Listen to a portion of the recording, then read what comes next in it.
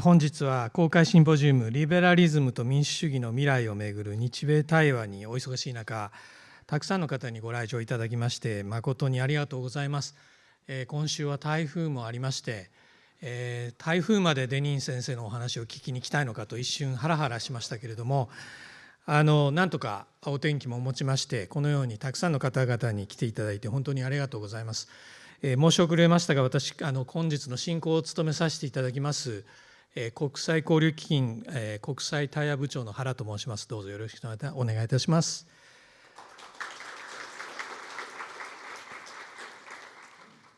本日同時通訳がございます。ご利用される方はお手元のレシーバーで音声をご確認ください。チャンネル1が日本語、チャンネル2が英語、Channel 1 is Japanese, Channel 2 is English ということで、もし何か不具合とかございましたら近くのスタッフにお申し付けください。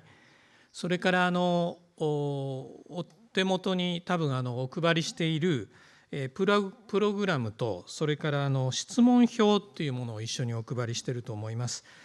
今日のご質疑応答の時間はですね、この質問表にまずはご記入いただいて、それをスタッフが随時回収しておりますので、そのスタッフにお渡しをしていただいて、我々の方で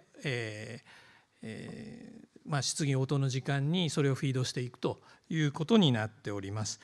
ただ時間の制約上、すべての質問にお答えできない可能性がありますので、あらかじめご了承ください。それから本日は主催者側、それから取材メディアによる動画および写真撮影が入っております。ご了承ください。恐れ入りますが、お客様ご自身による録画、録音、写真撮影はお控えくださるようお願いいたします。それでは開会に先立ちまして、国際交流基金常勤理事の堂田愛子よりご挨拶を申し上げます。堂田理事、どうぞ。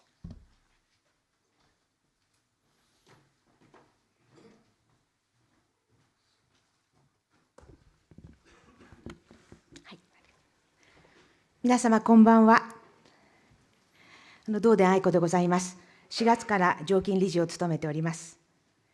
今日はアメリカから政治思想家のパトリック・デニーン教授をお迎えした公開講演会に、たくさんの皆様にお運びいただいて心より御礼申し上げます。国際交流基金は1972年の設立以来、日本の国際文化交流を専門とする公的機関として、日本への理解を深めるとともに、国境を越えた人と人との交流に努めてまいりました。アメリカは日本にとって最も重要なパートナーの一つで、国際交流基金でも日米間の交流は事業の中核を占めてまいりました。その一方で、最近のアメリカの政治、経済、社会の変化はあまりにも急激で、今後、両国の相互理解を深めていくためには、多様な視点を持つ識者、研究者、市民との対話がこれまで以上に必要であることも痛感しています。今日は、アメリカ建国以来の思想的基盤を問い直したデニーン教授の著書、リベラリズムはなぜ失敗したのかを中心に、建国250年を迎えようとするアメリカでは、その底流でどのような動きがあるのか、また、アメリカと私たちはどう向き合えばよいのか、改めて問う機会としたいと考えております。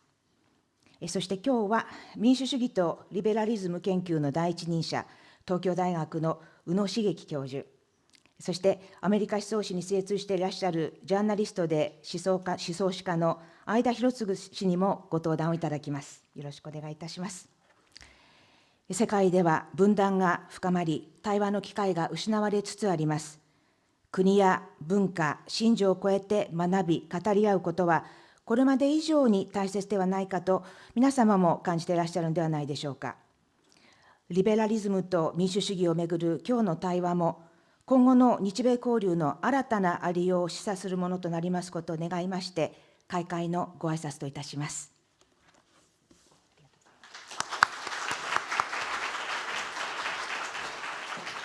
堂田理事、ありがとうございました。続きまして、会田弘継様にご登壇いただきまして、デニーン先生のご紹介をお願いいたします。よろしくお願いいたします。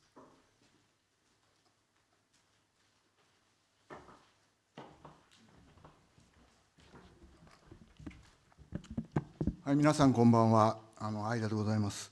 今日お迎えしているパトリック・デニーン先生は、私も去年ノートルダム大学で初めてお会いしたんですけど、今回、ここにいらしていただいて、簡単にご経歴を紹介しますと、1964年、コネチカット州にお生まれです。で、ラトガーズ大学から、卒業した後に、シカゴ大学の社会思想委員会に移ってます。これは私もこの経歴は素晴らしいなと思って、社会思想委員会っていうのはまさにシカゴ大学が今のような巨大な有名なノーベル賞学賞を多数輩出する大学になった基盤なわけですよね。で、そこで、ハイヤクだとかフリードマンとかみんなあそこにいたわけですけど、そういうところでしばらく勉強されて、またラトガーズで戻って博士号をお取りになったということで、最初にその博士号を取られた論考、The Odyssey of American Political Thought という本は、アメリカの政治学会のレオ・シュトラウス賞という、これも有名な思想家の名前を付した賞を得てます。で、その後クリントン政権でしばらくお仕事をなさっていた USIA の長官のスピーチライターということで、皆さんこれもご存知だと思いますけど、スピーチライターってものすごく重要な仕事なんですよね。特にアメリカの場合は本当にそうで、まさに知識人がよくその後有名な論客になったりとか、そういう方たくさんおります。彼もそういう一人なわけで、30代でクリントン政権でスピーチライターをなされているということで、プリンストン大学に移って、助教という立場で、教師の生活を始めると、大学の。その頃お話伺ってたら、今の国防長官のヘグセスさんも彼の下で教わったということです。で、その後ジョージタウン大学、カトリック系の有名な、これはワシントン DC にある大学に准教授として移られて、そこで、特ビル研究センターみたいなのをお作りになって、初代の所長になるということです。で、2012年にはさらに同じカトリック系の大学であるノートルダム大学へ移られて、それ以来ずっと同大学で政治学や政治思想をお教えになっているということで、で2018年に皆さん読まれた方多いと思いますけど、リベラリズムはなぜ失敗したのかという本をお書きになって、これがちょうどまさにトランプ政権が発足して1、2年後ぐらいですか、大きくその話題になったわけですね。オバマと前大統領、当時は前大統領がこの本をすごい重要な本だというふうに言われて、と同時に今同電理事会紹介になった通り、本当に素晴らしい紹介だと私は思ったんですけど、アメリカのまさに建国以来の思想そのものを根源から問い直すような、そういう意味を持った本で、我々日本人にとって我々は戦後アメリカの大きな影響力の下で生きてきたわけですけれども、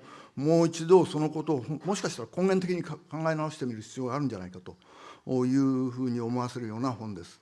で、彼がここで表明したようなそのアメリカのリベラリズム、これリベラリズムってものすごい難しい言葉ですけど、後にいろいろ議論になると思いますが、とにかくそれを根源に遡って問いかけるようなことをした、こういう彼のような思想家をポストリベラルというふうに呼ぶわけですけれども、その代表的な思想家の一人になられているということですね。で、ポストリベラルとは何かって、これも今日の議論になると思いますけど、今申し上げたように、リベラリズムとはものすごい難しい言葉ですけど、それについて根源的な問いかけを多方面から行っていると、簡単にそう考えていただければいいかと思います。今日は素晴らしいのは、そのデニーン先生と、我が国を代表する民主主義、あるいはリベラリズム、さらに保守主義の問題も真剣に考えていただいている、本当に幅広く政治思想そのものを皆さんの理解の助けになる本をたくさんお書きになっている宇野先生が加わっていただいて議論するというのは、まさに夢のような組み合わせだなと思っています。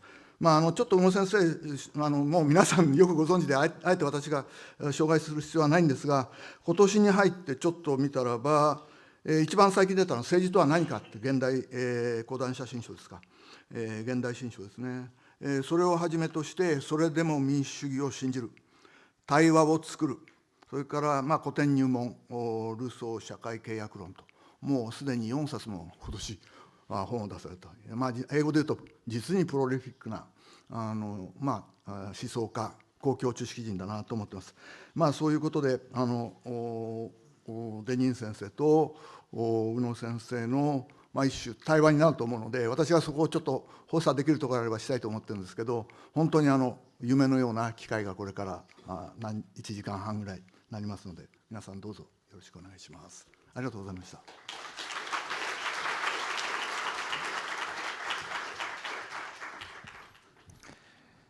相田さん、ありがとうございました。それではデニーン先生にまずはご講演をいただきましょう。プロフェッサー・デニーン。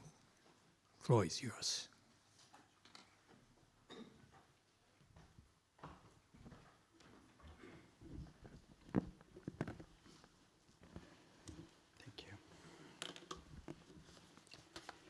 Thank you very much for that kind introduction or introductions, and for the extraordinary welcome and the warm hospitality we have received from Japan Foundation and from the many visitors and many people that my wife and I have had the opportunity to meet and spend time with. This is a very happy day for my wife and I because we became grandparents for the second time today. We're very happy. But I'm also happy because today marks 1 full week since we arrived in Japan, and now this makes me an expert in Japan. So I can tell you all about Japan now. We've been here for my first visit for just over a week, and based on this time of this 1 week in Japan, I certainly hope it's not our last time. Surprisingly, I do not speak your language, and I do not understand your language. I don't even know what's in the food that I'm eating.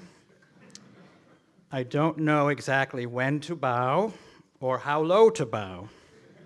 I have learned to exchange business cards. But in spite of feeling more of a foreigner than in any other nation I've ever visited, I think my wife and I can say we feel very much at home here. Japan has always been described to me since a young child as a nation that successfully became a liberal democracy after World War II. And indeed, it was always presented as a model of the fact, or proof of the fact, that liberal democracy could be imposed on a nation entirely without a liberal tradition.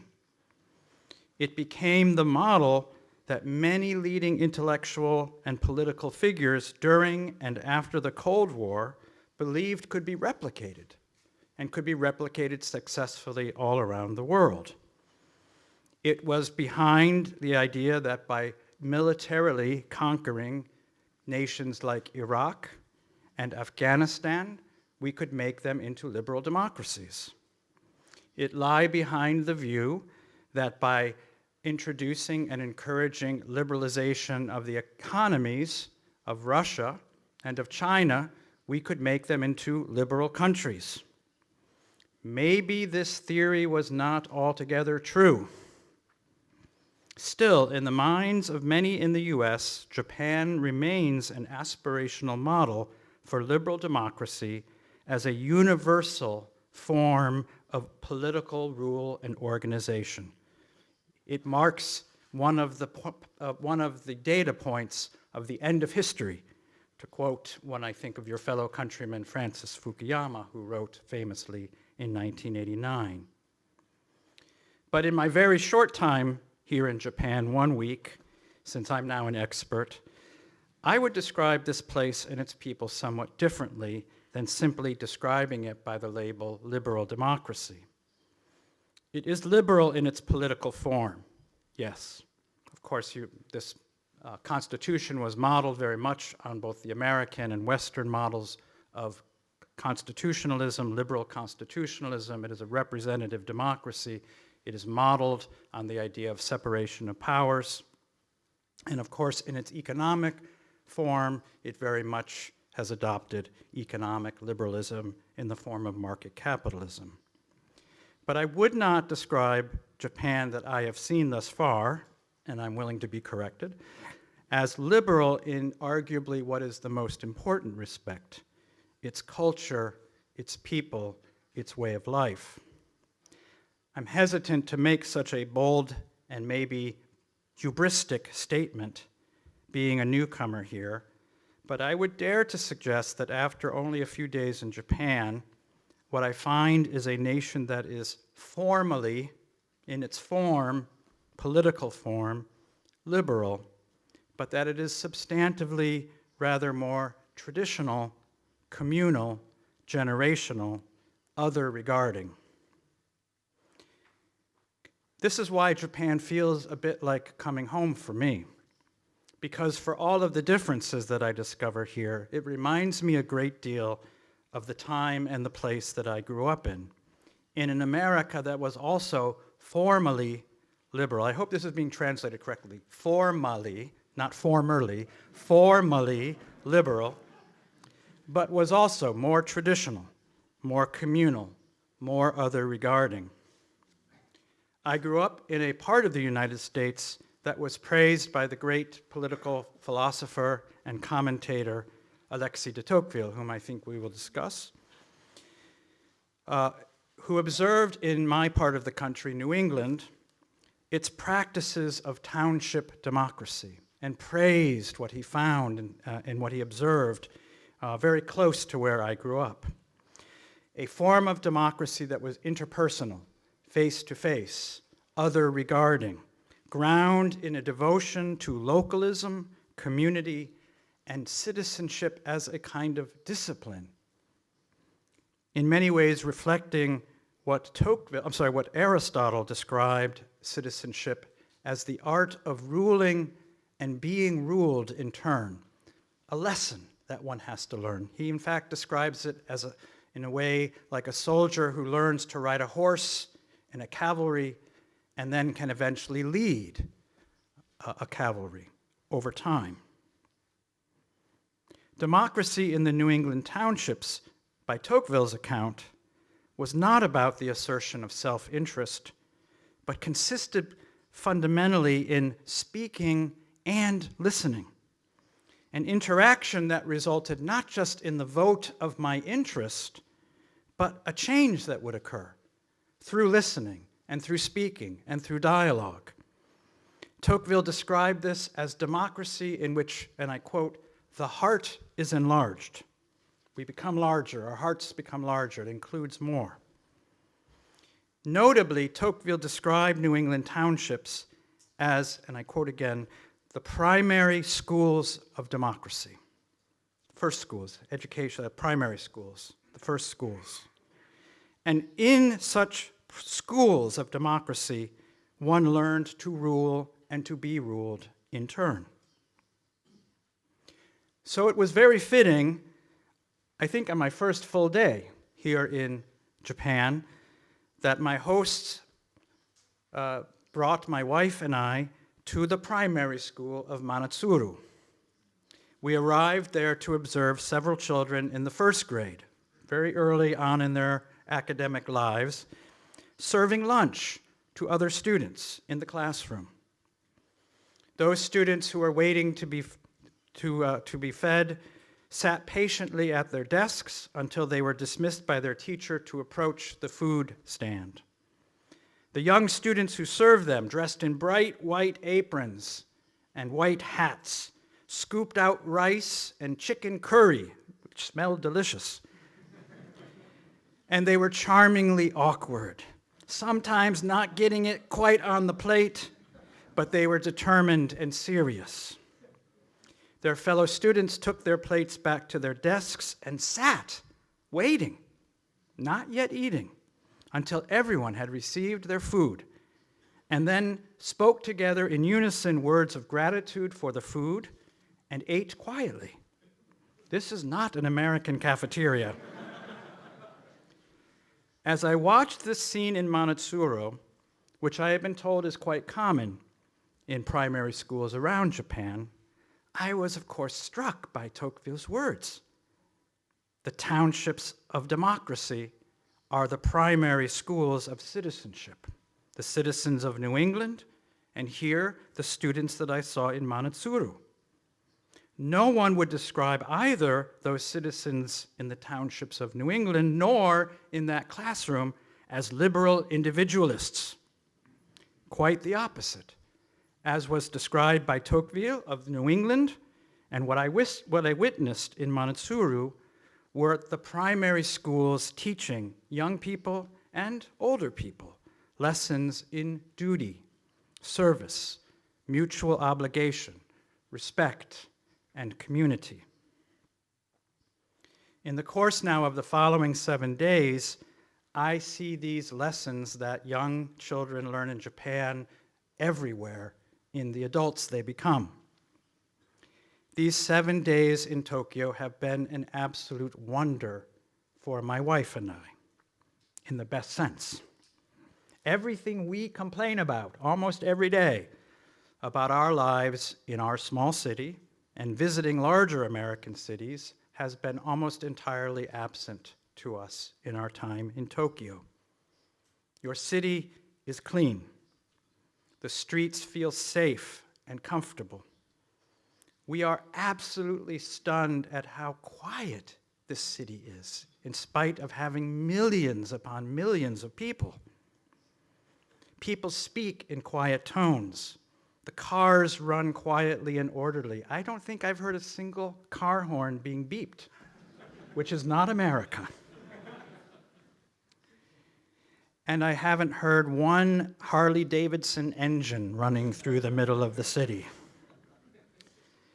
I have not been assaulted by the vile smells of modern American cities, the urine that reeks from alleyways, rotting garbage everywhere, and, of course, the inescapable stench of skunk-like marijuana pervading the American air. People that we have seen are well-dressed, clothing that is modest, presentable, not slovenly, not ripped or stained or intended to be offensive. And the people are polite, considerate. I have not yet seen any acts of aggression simply by passing someone or brushing by them, and have not felt at any point threatened by uncomfortable forms of aggression. Now, I know sounds like I'm describing a paradise, and everyone in this room would doubtless correct me that things here are not perfect. And doubtless, indeed, I've been told of many problems and challenges that are faced by this country. But I want to remind you, in case it becomes too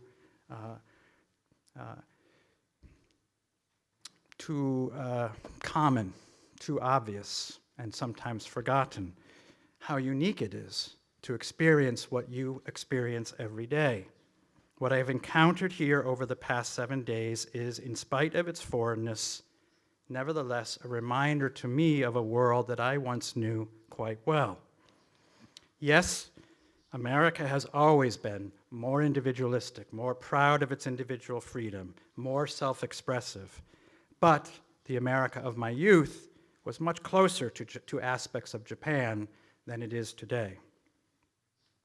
What I am attempting to describe then is the way that a liberal political form, its politics, its economics, its official philosophy, can nevertheless contain a way of life that is not itself entirely or even fundamentally liberal.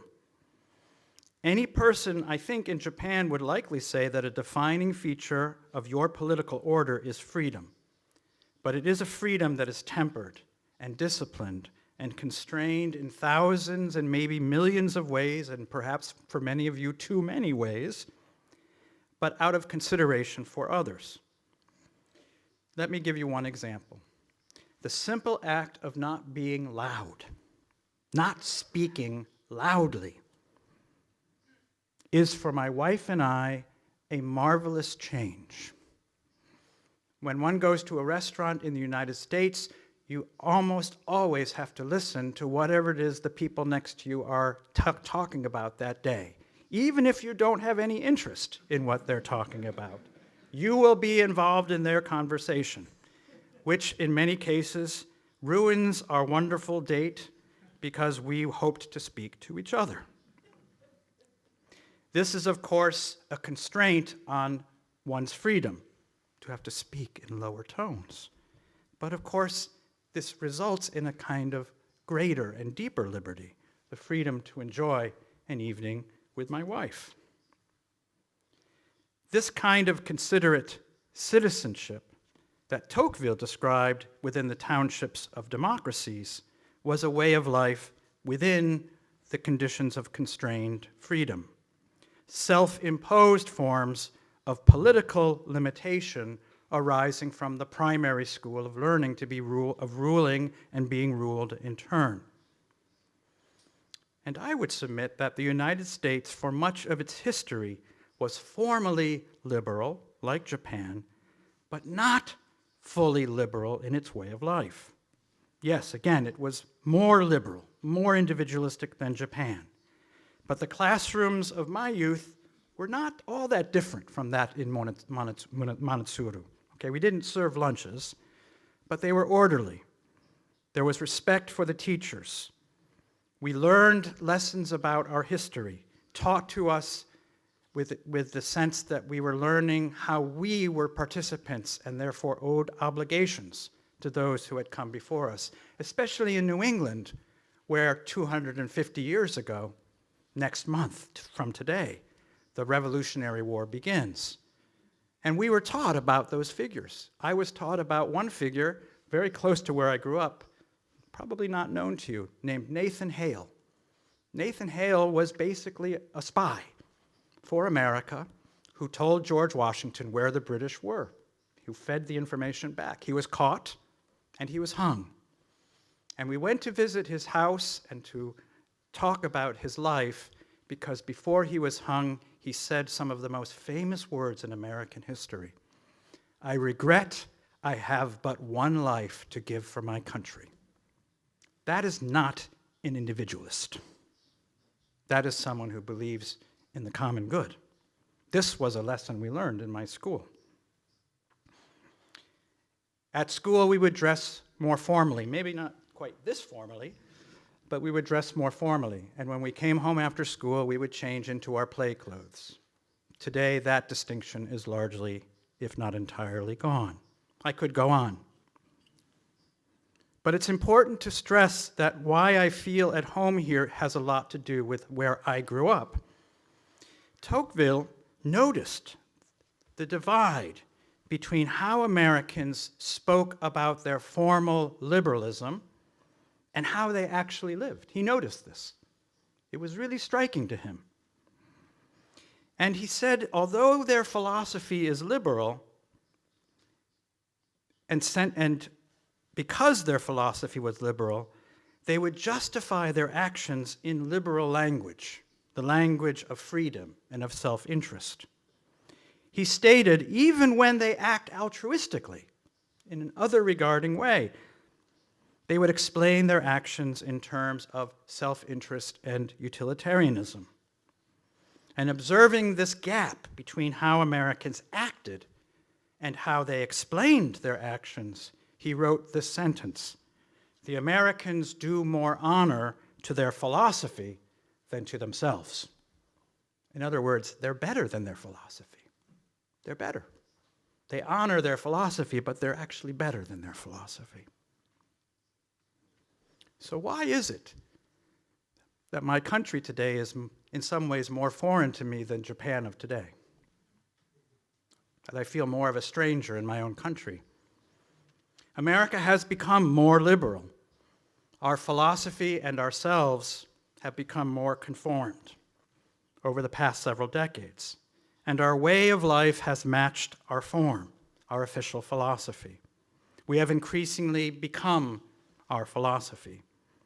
Freedom, the ideal of freedom, has been increasingly asserted as the only and the greatest value and aim and purpose of our political and social life, the freedom to do as we wish. Values such as authenticity, free expression, individual freedom, the right to offend, the right to be myself, the right to have more rights, our way of life increasingly conforms and even has intensified our official philosophy. Now, any large-scale transformation, such as that I am describing, in a short period of time, means that its causes are difficult to know with any certainty. So I offer only my own understanding and theory and speculation, which is that in the middle part of the 20th century, during a time in which the United States first fought a great war against Japan, but broadly against fascism, and then a long Cold War against communism, that what America understood itself to be doing was fighting against two ideologies, two falsehoods, two beliefs about politics that did not and could not be realized given the true aspects of human nature. That there was too much of a divide between what the ideologies said we were and what human beings actually are. And so in one respect, America was the great opponent of ideology. And some of the greatest critics of that time, both in America and beyond America, within liberal nations, saw ideology as the great enemy. Not just any ideology, but ideology as the great enemy to be fought. That the 20th century was the century of fighting against ideologies. Critics such as Isaiah Berlin, more on the left, and Leo Strauss, more on the right, condemned the ideological basis of politics, arguing that ideology sought to reshape human nature in accordance to a pure idea of what humans should be like, even if they weren't like that and couldn't be like that, rather than acknowledging the imperfections that prevent any human from perfectly conforming to an ideological set of assumptions. Marxism, of course, is perhaps the perfect example of a false ideology. As Marx understood it, and as was attempted in the Soviet Union, it proposed that selfishness or individualism was an historical aberration. It was simply a false detour in history. And that humans could be altered and improved and indeed perfected simply, maybe not simply, but through a change of economics, the means of production, the social system. By changing the means of production, eliminating private property, such a system could change the apparent nature of human beings as self-interested creatures, creating citizens who cared not about themselves, but about everyone else equally. We would no longer prefer our own property over the property of someone else, because there would be no more property. We would no longer prefer our own family over the children of another family, because there would be no more family. We would no longer prefer our own nation over any other nation, because there would be no more nations.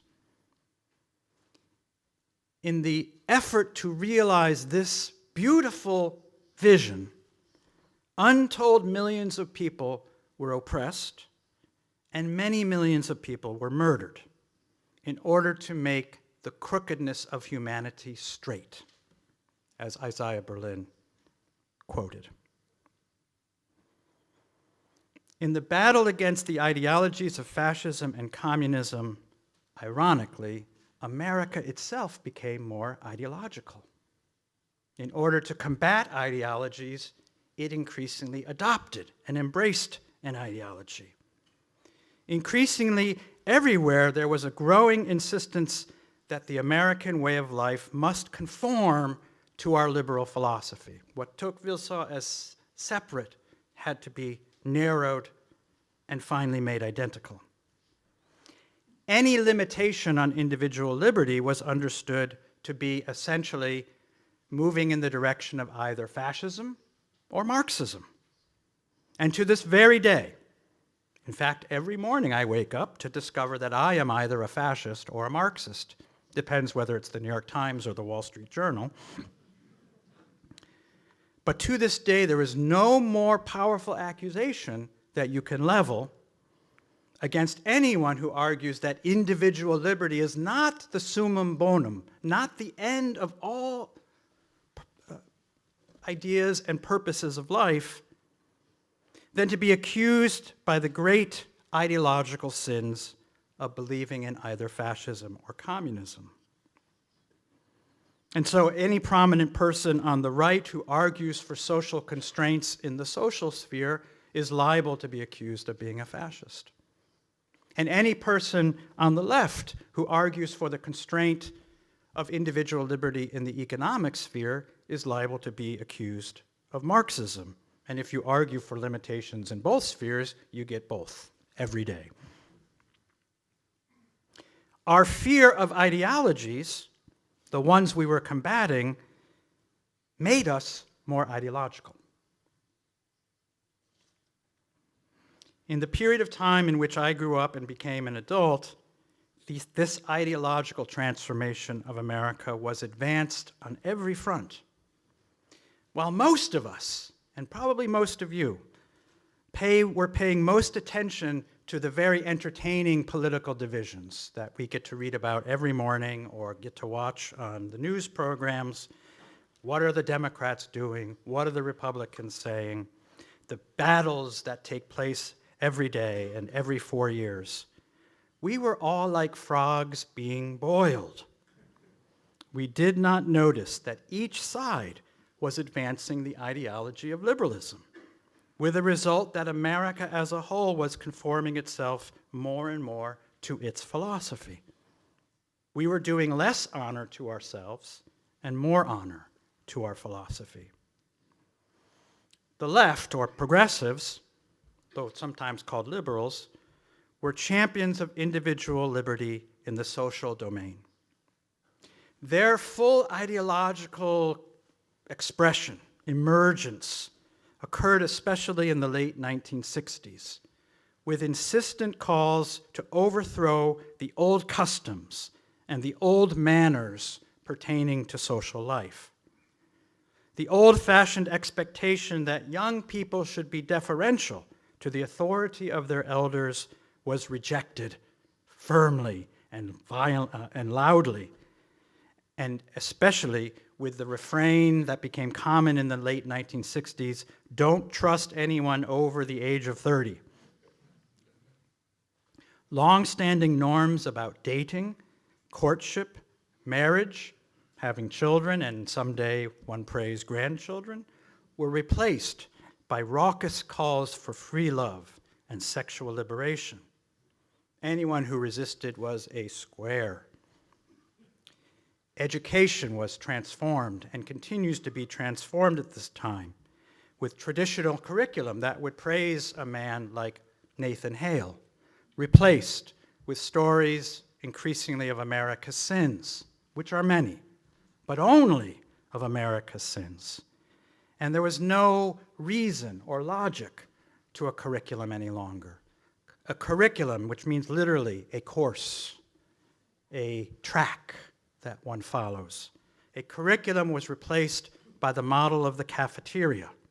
Students were consumers, allowed to choose whatever they preferred, which among the young is never a good idea, especially because the young always like to eat dessert before they have their dinner.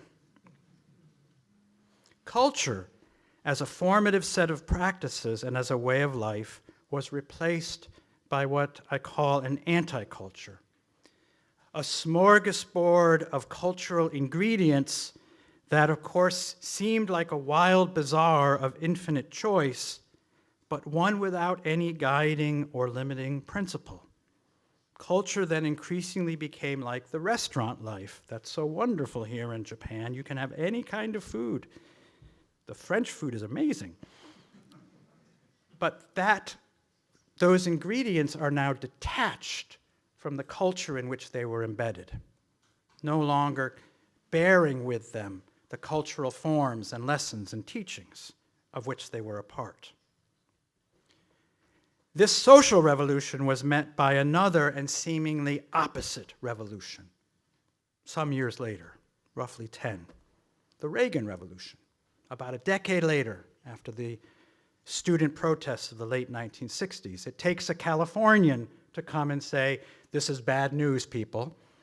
This hippie revolution is a bad idea, and we must stop it by a return to traditional values.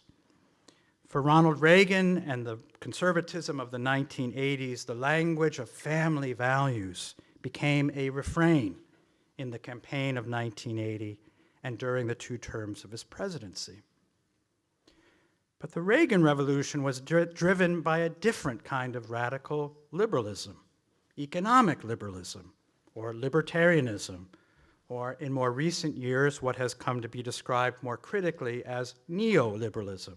I don't think it was all that new. I think it was just liberalism. Even as he preached conservative social values, at the heart of the Reagan Revolution and at the core of the Republican Party of the last 50 years was a belief in the sovereign, free individual at the heart of its economic theory. Among its main architects, of course, was the economist Milton Friedman.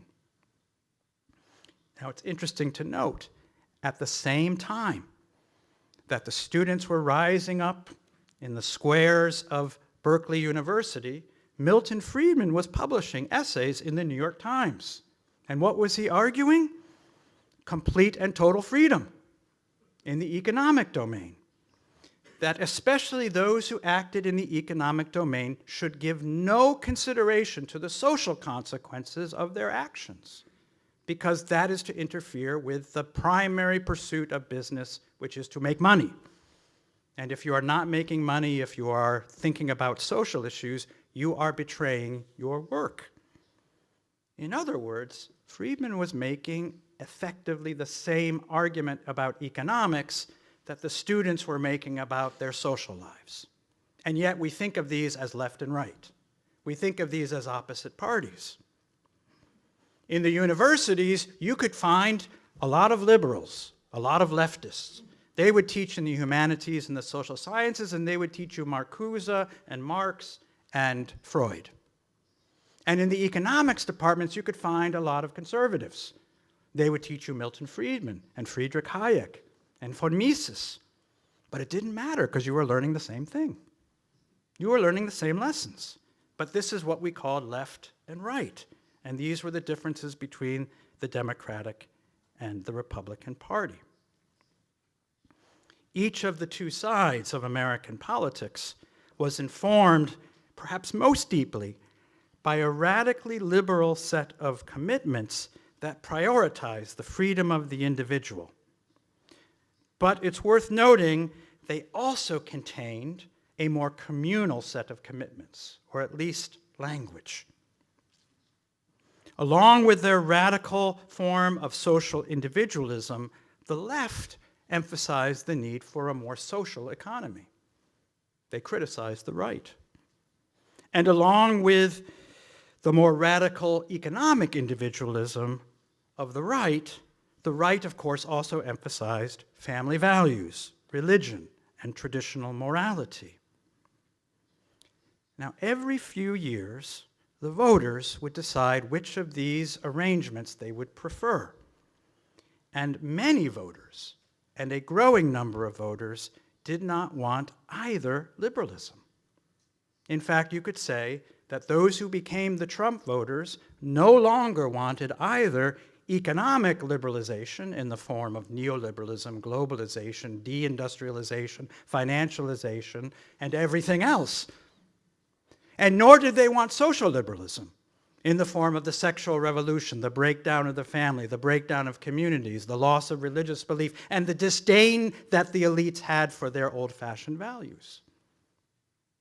But what was their choice every 4 years? Their choice was between one party of liberalism and another party of liberalism, in which at least you got a little bit of non-liberalism. Beginning in the 1980s, many former Democrats began to vote Republican for the first time. These were the so-called Reagan Democrats, not because they necessarily supported Milton Friedman's economics, but because they were increasingly disturbed by the breakdown of social order that the left seemed to promote.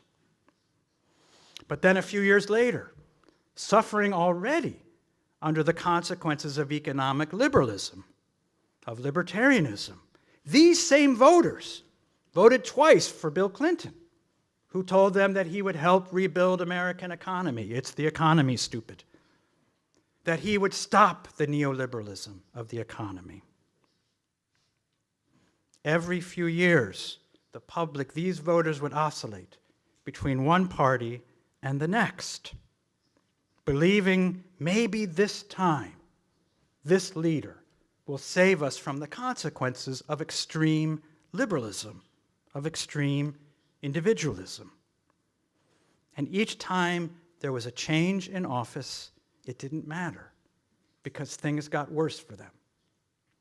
How did they get worse? The factories left their towns. My town, our city of South Bend, Indiana, was the home of many factories, and they all left, or they all went out of business. And I can tell you, it was not good for the city. It is decayed. It is impoverished. It is a place that wealthy people don't want to live in. If you can get out of South Bend, you would get out of South Bend. But it was also quite bad in the social domain. As Charles Murray documented in his book, Coming Apart, the more you were not a beneficiary of this robust economy of advanced education, the more you were a part of these dying communities, it's not only that you were poorer, you lost all of the social forms of order that made the life of poverty bearable, or at least better than it could be. In these communities, not only were the factories leaving, families were falling apart.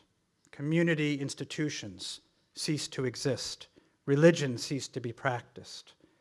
In other words, the liberalism of both sides was destroying these lives of what used to be the American middle class.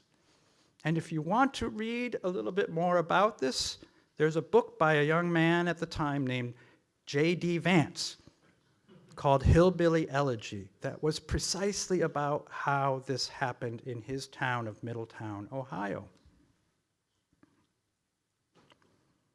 Notice that the party of family values, the Republicans, through their economic policies, ended up undermining real families through its liberal economic policies. And the party that supported the idea of more social-oriented economics undermined the basis of social life through its hostility to traditional values like family and marriage and children and church and community. So when they said, I'm in favor of a more social economy or I'm in favor of family values, the more libertarian side of their party undermined the things they claimed to care about. Now, these voters are often misdescribed by the media. They're often described as voters in swing states. It's more accurate to describe them as voters who swung between rejecting the worst elements of liberalism of both parties, seeking in a change to correct the excesses of one, but inviting the excesses of the other.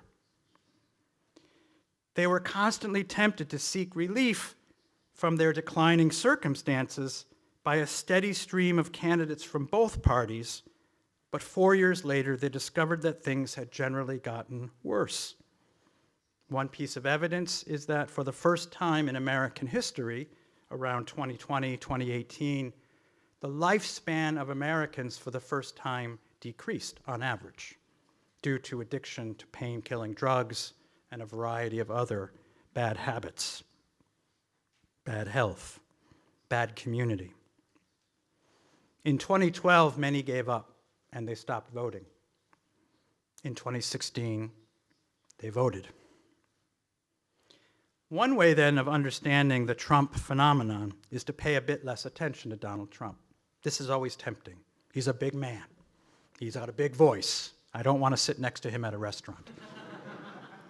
He's a big personality. He takes up all the air from the room. But this means that we don't see quite clearly what's actually happening underneath, and why Trump in many ways is more of a symptom than a source. He's more, in many ways, a reflection of something that was happening over a long period of time, although we only noticed it in 2016. One way then to understand the phenomenon of Trump was that he appealed to a group of voters who believed that the system gave them no real choice. And so what's the best option? Destroy the system. Break the system. Break the uniparty. Take it down. We don't know if he's going to govern well, and I think we can say that's probably the case. But there was hope that by voting him into office, he would break what had become a broken political system as far as these voters were concerned. Trump, more than simply breaking the system, also spoke in tones that seemed to suggest maybe there's a political option that combines the two things that neither party offered to us. So one thing to notice about Trump, in spite of all of his bluster and bravado and ridiculous way he speaks, he was pretty consistent about some of the main commitments that he said he would seek if he was elected. He would seek to reindustrialize the Midwest, the United States. He would seek to limit the number of illegal immigrants, making it more likely that the wages of the working poor would rise. He would seek to restore America to its traditional values, or to make America great again. Not that he was an exemplar of traditional values, but his main argument was, I will defeat the progressives. I will drive them out. I will defeat Harvard University. Harvard hates you. I don't. This appealed to these voters. Again, we can dismiss this as irrational. We can dismiss this as wishful thinking. We can dismiss this as irresponsible. But it has a source, and it has a background, and it has a rationale. These Americans longed for an America that had existed within living memory, when small towns far from Washington, D.C., and far from New York City flourished with a decent middle class. In his inarticulate, bombastic, and entirely instinctive way, Trump was the first candidate to realize there was a segment of the electorate that was not being represented. Now, if one only paid attention to the reporting of the New York Times, one would conclude there's no good reason why Donald Trump became president. But of course, if one pays attention to what happened before the rise of Trump, one would see that there was a growing amount of discontent. Like the water rising behind a dam, the pressure was not being released. And when it finally spilled over the top, our politics looked deeply tumultuous, like a flood. But it is not without reason. Maybe most interestingly today, while it still remains the case that those who argue against the liberal individualism of the right and the liberal individualism of the left are still accused with the labels of Marxism and fascism, it no longer quite has the same effect because we are no longer in the midst of the Cold War. And so perhaps it took the end of history for there to be a time when America could begin to reflect on whether its ideology was also mistaken, whether it had embraced too extreme a form of ideology that itself needed moderation and correction. When I wrote this book, Why Liberalism Failed, like any book, it was years before there was a Donald Trump. It takes a long time to write a book, and it takes a long time for a book to appear in print. It was not written about Donald Trump. It was written then about the conditions that were likely to make possible a Donald Trump. And so in some ways, this book was written in anticipation of a Trump, but without expecting that it would take quite this form. But to me, even 10 years before Trump, this was all quite visible. The problem with today's universities and media and elite institutions, they don't pay attention to the places where they should be looking. Now, I know the first question I will receive is, what happens next? Unfortunately, I left my crystal ball in America. But I think it's fair to say, without knowing what happens next, American politics is going to be different. And this is going to be uncomfortable, I think, for people in Japan and people across the world. But I want to suggest at least a strange possibility. By going through this time of the flood and tumult and instability and disorganization and great uncertainty, it's not, I think, that America is taking the wrong or terrible or turn toward infinite and ultimate decline. I think it's really quite possible that this is a correction of what had already been an excess and a deficiency and a weakness that was going unseen. And if we understand it possibly as a correction, and those of us, perhaps in this room, and those of us who have some voice, might be able to make sure this correction goes in a good direction rather than a bad direction. It's not guaranteed it will go in a good direction, but I think it can go in a good direction, and on my happiest days like today, I think it will.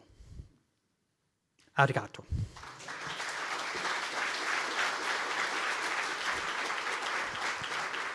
デニー先生、どうもありがとうございました。Please return your seat. ここでちょっとこの後のディスカッションの場面転換をさせていただきますので、ちょっと少しだけお時間をいただきます。先ほどデニー先生もおっしゃってましたけれども、すでに1週間経っておりまして、宇野先生にも間に入ってご紹介いただきました真鶴町への訪問は本当にデニー先生にとっては感慨深いものだったようです。で、単なる小学校訪問だけではなくて、住民の手による町づくりと町の再生と、その住民もそのローカルの方だけじゃなくて東京などからの移住者の方々も交えた町の再生、そういったものが実は古くはニューアーバニズムっていう80年代のいわゆるアメリカの新しい都市ムーブメントみたいなものを参考にして真鶴町で行われていて、それが今や日本のローカルで花開いてるっていう、そういうところをご覧になったっていうことは我々も非常に、我々自身も非常に勉強になりましたし、日本のそれ以外にも明治神宮とかにも行かせていただいて、日本のその宗教観っていうものがアメリカほど強くない中でどうやってソーシャルオーダーを社会の秩序が守られているのかっていうデニーさんのそもそものご疑問にも少し答えられているのか、あるいは我々自身もよく分からなくなっているのか、そこはお互いがいろいろ学び合うきっかけにもなっております。さあ、そろそろ準備ができたようですけれども、ここからはですね、先ほどのも何度もお名前出てますけれども、東京大学社会科学研究所の宇野重規先生にご登壇いただきまして、それから先ほどの相田さんにもモデレーターとしてご登壇いただいてディスカッションということになります。ではデニー先生を含めお三方どうぞ壇上にお上がりください。これはデニー先生真ん中ですか？はい。じゃあここからは相田さんにお任せいたします。よろしくお願いいたします。ありがとうございます。どうもデニーン先生、素晴らしいスピーチありがとうございました。ここからはちょっと思ったんですけど、デニーンさん歌舞伎町行ってないみたいですね。全部真鶴みたいなところだけじゃないですよ。ニューヨークよりもひどいたくさんありますから。まあそういうことも含めて歌舞伎町のおられたりしてる、歌舞伎町の方おられたりして、私近くに住んでるもんなんですけど、まあいずれにしても今のデニーン先生のスピーチを受けていろいろ思うところがあって、ありますけれども、とりあえず宇野先生から全体に包括的にコメントしていただけたらと思います。はい、本当にデニーン先生、素晴らしいお話ありがとうございました。太平洋を越えて特ビル研究者がこうやって出会えたことをとても嬉しく思っています。昨日東京大学にもデニーン先生お越しいただいて、濃密な一日を過ごしました。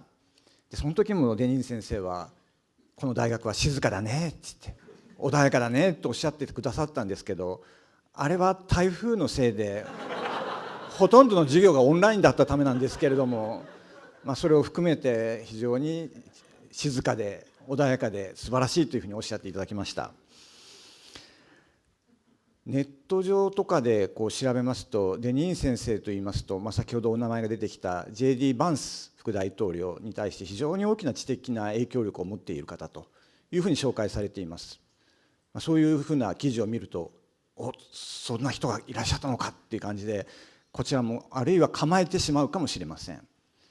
しかし今日お話を伺って分かる通り、私はデニーン先生をこの言葉の最も良い意味で保守主義者、最も言葉の良い意味で正当な意味で神聖で誠実な保守主義者であるというふうに私は考えております。そのことを前提に私3つのポイントを今日お話を伺って、あるいはなぜリベラリズムは失敗したか、あるいは近著でありますレジームチェンジという本もございます。3つこれからちょっと私議論していきたいと思っています。第一です。これは本当に衝撃的なタイトルで、リベラリズムはなぜ失敗したのか、リベラリズムは失敗したのだ、そうデニーン先生は言われます。確かに読まれてみるとよくわかります。今日もおっしゃったように、リベラリズムっていうのは決して失敗したからではなくて、むしろその成功のゆえに今行き詰まりを迎えている。なぜならばリベラリズムは個人の自由を強調する、個人の解放、自立っていうものを非常に強調する。しかし我々は個人が自由でいられるためにはその条件が必要です。社会の条件が必要です。つまり一人一人の自由を大切にするためにはお互いに協力するとか、自己犠牲を払うとか、話し合いをするとか、そういったデニーン先生の言葉で言うと文化、習慣、こういうものが蓄積があってこそ個人の自由であるとか解放っていうのは実現するのに、リベラリズムはそっちは考えてこなかった。ある意味で言うと甘やかされた子供みたいなもんですね。自由は謳歌するんですけど、なぜ自分が自由でいられるかっていうその大切な基盤となる文化を壊してきた。このご批判は極めて私は最もだと思いました。しかしそれでもなお私は聞きたいと思います。リベラリズムが花咲くためにはその条件が必要であり、今までのリベラリズムは自らのよって立つ条件を壊してきた。おっしゃる通りです。しかしそれは本当にリベラリズムが悪いんでしょうか。私はリベラリズムに対して可能性を見出したいと思っています。あるいは近代化によって、あるいはこのネオリベラリズム、先ほど触れられた、これによって地域が壊れ社会の分断が拡大している。これは確かです。しかしこれは全てリベラリズムの責任なのでしょうか。本当にリベラリズムは失敗したのでしょうか。リベラリズムは自らのよって立つ基盤を自分自身の力でもう一回再建することができないのか。これが第一の論点です。第二の論点、デニーン先生はレジームチェンジっていう言葉を使われます。非常に衝撃的な言葉です。ポストリベラルとも言います。つまりもうリベラルの時代は終わったんだ、次の体制に移行するんだとお話になられます。これも大変ショックなお話です。しかしこれを読んでみると、決してそれは過去へのノスタルジーではない、過去の社会に戻ろうという話では決してないんです。むしろ我々はそれこそ真鶴のように地域の自治を通じてより良い習慣を作っていき、再びこのリベラリズムを支えるようなカルチャーをもう一回育てようということをおっしゃられている。良い習慣を作ろう、そういうことをおっしゃっている。全く賛成です、徳ビル研究者として。しかしそれは間に合うんでしょうか。この急速に今社会が解体が進んでいく中で、良き習慣を作るというまさに徳ビル的な実践は功を結ぶ前に今社会は世界は壊れつつあります。本当に間に合うんでしょうか。同時にコモングッドっていう言葉を今日も触れられました。とても私はいい言葉だと思います。共通善。私最近書いた政治とは何かでも共通善、コモングッドっては大切だった話をしました。一体何がいいことなのかっていうことをみんなで一応議論しようと。何が良いかはもう個人が決めればいいと。もう何がグッドかってことはもう社会的には共有することは何もできないという考えもあるでしょう。でも今こそあえて我々はコモングッド、共通善っていうのを論じなきゃいけない。大賛成なんですが、私はまだ抽象的なイメージしか得ていません。デニー先生にとってコモングッドって何でしょうか。これが第2点です。そして第3点、私は先ほどデニー先生は良き保守主義者だと申し上げました。デニー先生がリベラリズムの非常に問題点として進歩というものを信じて、いろんなものを伝統や慣習を破壊して自然を征服して、そして自分自身の首を絞めつつあるということをおっしゃっていました。保守主義の立場からすればこれは人間の傲慢です。人間というのは決して無限に自然を征服し人間自身を改造することはできない。人間はあるいはこの自然は有限なんだと、全ては有限なんだということに対する謙虚さが必要だっていう、これは私は保守主義の最も謙虚な正しい知恵だと思います。しかしこの保守主義の最も良き知恵から学んだ上で、アメリカと日本はこれからどういう道を歩んでいけばいいのでしょうか。先ほどおっしゃったように、トランプという人が良きにつけ悪しきにつけいろいろなものを壊します。多分進歩主義みたいなものも壊すでしょう。しかしトランプは今トランプ政権いろんなものを破壊している。そして今世界中は大きな変化で激動の中に今我々は放り込まれているわけです。多分トランプ後の世界は違う世界になるだろう。それは日本にとって必ずしもいいものではないかもしれないってさっきおっしゃいました。そう言われるからこそなおさら聞きたいです。我々にとってアメリカというのは最も日本にとって大切な同盟国です。日本はアメリカと共にデモクラシー、リベラルデモクラシーを発展させてきました。その我々が今アメリカとどう向き合っていいのかということを分からなくなってきている。人間の有限性を直視する謙虚な保守主義という立場からアメリカと日本は今後世界の中でどう互いに協力し合っていけばよろしいんでしょうか。このことを最後に聞きたいと思います。以上です。ありがとうございました。デニー先生、今3点問いかけがあったと思うんですけど、リベラリズムは再建できるんじゃないかということですね。それから共通善、その際共通善というのはどういうことをもう少し指しているのかお話しいただきたいと。それからそういうことを取り組みながら日米関係というのはどういうふうにしたらこれから維持できるのか、良いものにできるのか、その3点についてよろしくお願いします。We have 4 hours, right? Any one of these questions would take at least 4 hours. I'll be brief, unjustifiably brief. It's a strange formulation to suggest that liberalism can be saved by liberalism. John Dewey famously said, "The cures for democracy are more democracy." I do not believe that the cures for liberalism are more liberalism. The cures for liberalism is less liberalism. And I thought that was the point of stressing that there, in some ways, I would say, maybe nostalgic, but I think objectively true case that America was a better America when it was not fully liberal, when it was a society that had a formal political liberalism, but was itself rich in forms of relationship and community and duty and self-sacrifice that were not fully liberal. So that's the easy part of the answer in my view. The harder part of the answer is how does one attain that? Once there's been a breakdown in the cultural conditions, in the traditions that pass on, such as the students in Manatsuru pass on how it is one learns to serve and be served, or to be a citizen, to rule and be ruled, how does one in some ways restore a culture that has itself been emptied and hollowed?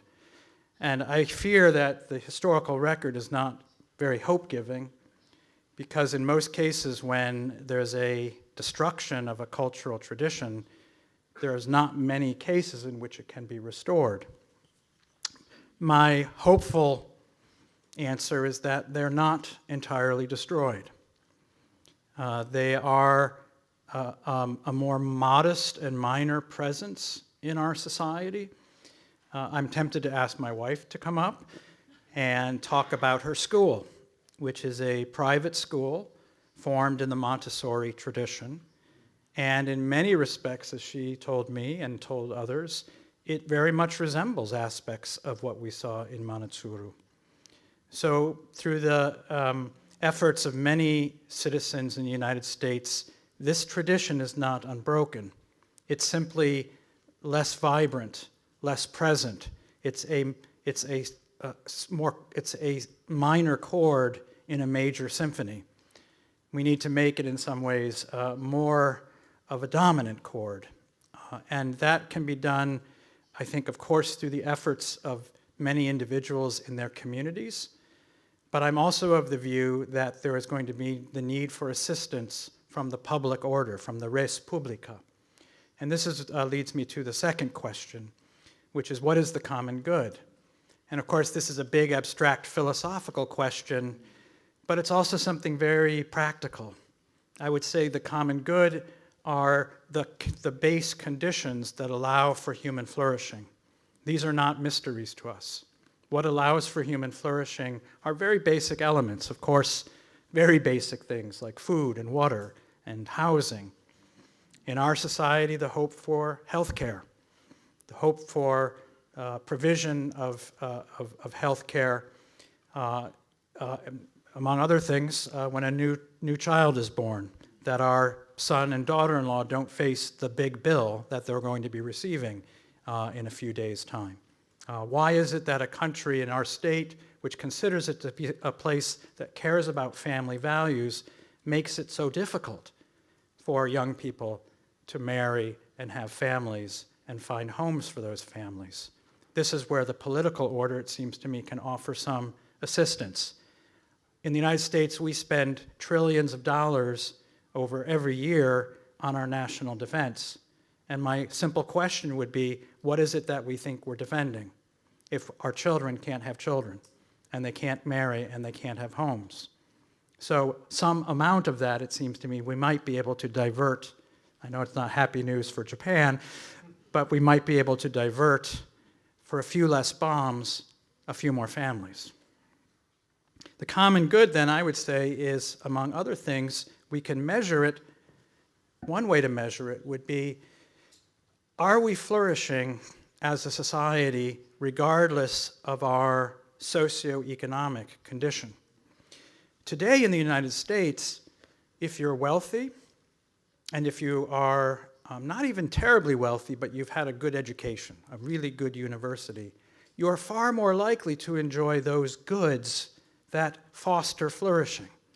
You're far more likely to be able to marry, stay married, have children, raise your children not to become addicted to drugs or alcohol or pornography, to raise your children not to become criminals, not to themselves make broken homes, not to themselves to not be able to form human friendships and human relationships. Why is it that what we once thought to be simply ordinary, decent life is now a luxury good? We're a wealthy nation. This should be an absolute scandal. And yet, it seems to me both the left and the right allow this and indeed encourage this to persist. The left argues that traditional values are evil, oppressive, and the right says the state should play no role in private life. So to me, it seems obvious that in many ways, one measure of the common good would be, how are the commoners doing? How are the common people doing? Are they enjoying the goods that allow for flourishing? Your last question is difficult. I'm not an expert in foreign relations, international affairs, but let me in maybe some ways start where I began. Liberal internationalism, the liberal rules-based order, has been very bad for the United States, I would say. It has got the belief that we could turn every nation into a liberal democracy has involved us in many bad wars. Wars in which we failed. Wars that we lost. Wars in which we killed huge numbers of people and lost large numbers of our own soldiers and destroyed whatever community or whatever tradition might have existed in those countries. And these have had a terrible effect internally within the United States. A lot of the unhappiness and discontent in the United States today comes from the fact that we have lost a lot of wars recently. I don't have to tell Japan it's not fun to lose a war. It's really quite harrowing.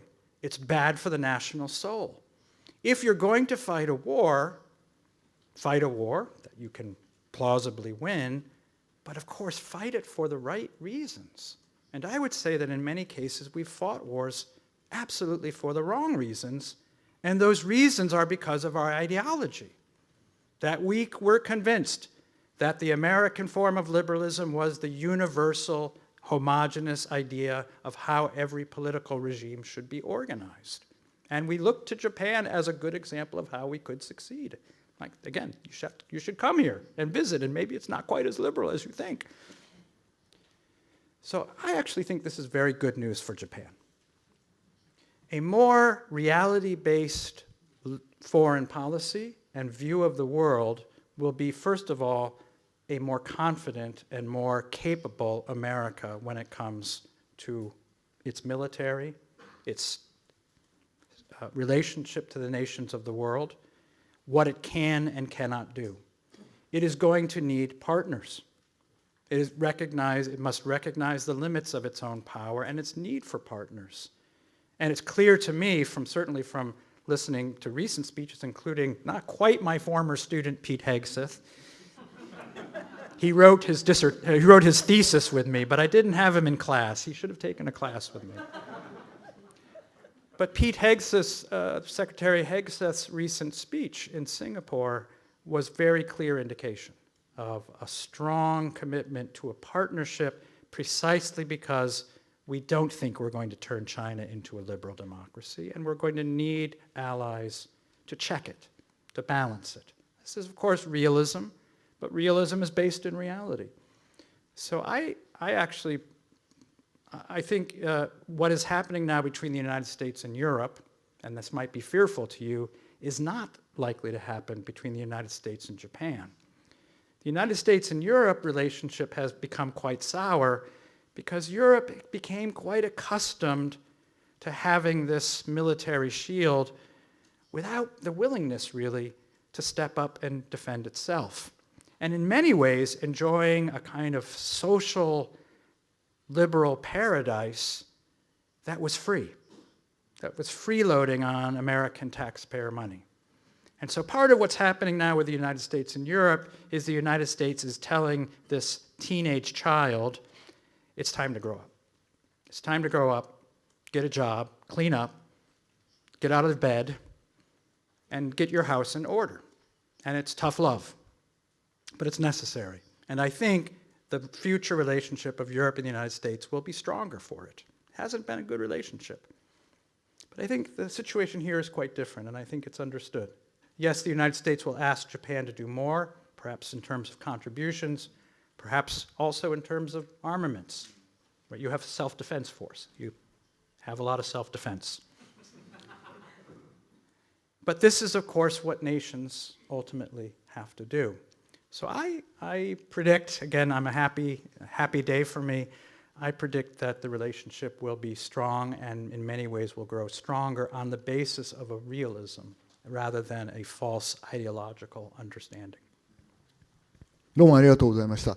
宇野先生にもう一度お返ししたいと思うんですけど、今ちょっと聞いてて彼の回答、外交問題は彼の専門ではないですから、あれですけれども、リベラリズムとコモングッドについて、そうか、デューイの名前が出てきたから、なるほど、つまりもしかしたら彼はデューイが言ったようなリベラリズムへ戻ろうとしてるのかなという気もして、それはインディビジュアリズムじゃなくて、デューイが20世紀初頭に強調したことは、いわゆるリベラルって言葉が持っている寛容、心の大きさ、そういうものを確認しながら、ニューディールのリベラリズムのプログラムに向かって、リベラリズムって言葉を変えていった、そういう役割を果たしてたんだろうと思うんですよね。で、そういうリベラリズムってものをもう一度解釈のし直しをして、立て直していく、それ核はインディビジュアルじゃなくて、もっと人々と一緒に生きていくっていうことを確認するようなことなのかなと、そういうことを彼は言おうとしてるのかなとちょっと考えて、立て直すとしたらね、でそこにコモングッド、ごめんなさいということですね。どうですか、その答えを受けてもう一回何かあるかな。はい、ありがとうございます。最初の質問の答えはごもっともでして、改革をする人にうまくいってないんで文句を言うと、それは改革が足りないからだっていう、これ無限勝利商法で、文句いくら言ってももっとやんなきゃいけない、だからリベラリズムの失敗はもっとリベラリズムをっていう答えには騙されないぞっていうお答えは、これはごもっともだと思いました。だけど本当にリベラリズムを支えられるような大切な文化の基盤はまだ残ってるんだから、これなんとか頑張って維持しなきゃいけないっていうのはほとんど賛成なんですが、2つ目の質問がやっぱり私印象的でしたね。コモングッドって何かって言ったら、それは普通の人々が本当に人生生活っていうのを本当に楽しめることが一番肝心なことであって、なんか難しいことを言ってるわけでは決してないわけですよね。やっぱりで家族のことをおっしゃられていたわけです。家族っていうもの、今日本では本当に人口減少していますが、いろんな原因はありますけれども、一つには日本人自身がもう今家族というものに対して非常に臆病になっているというか、家族っていうのはとても大変なことであって、家族を持つということに対してさまざまな経済的社会的な事情から躊躇してしまうっていう、こういう恐れを持っているわけですけれども、それはごく普通の人々にとって本当にそれはいいことなのか。もちろん家族を持つ持たないは個人の自由です。でももし家族という一番大切なものですら我々は選びたくても選べないような状況にあるとすれば、やっぱそれは我々にとって本当に大切なコモングッドがないんじゃないかっていうのは、これは本当に私は共感するところです。ですので結局はリベラリズムの定義にもよりますね。ジョン・デューイのことをご本ではすごく批判されているわけです。